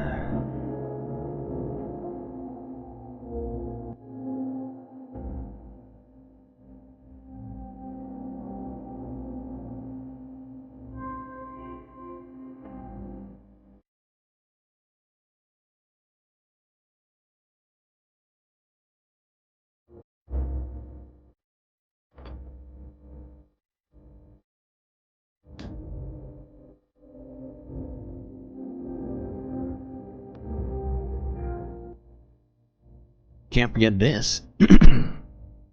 These are your galactic patrons: Gabby, Goth Dogs, Aaron W, Schmegley, PB, Mitty, Afroponics, Narwhal by Nature, Interplanet Janet, Techno Apoc, Robot Cat, Disco Wolf, Callie Braiding, The Anti-Corporatist, Obsessive Audio, Bowen Noeb, Nadia, Choki, Mrs. Jen, Megastar, Sasha G, Pitchforks Dragon, Vincent Morales, and Donald James X. That's right, all these people here have helped to produce the show which your eyes and ears have just gotten done enjoying. You can too for just a few US dollars a month.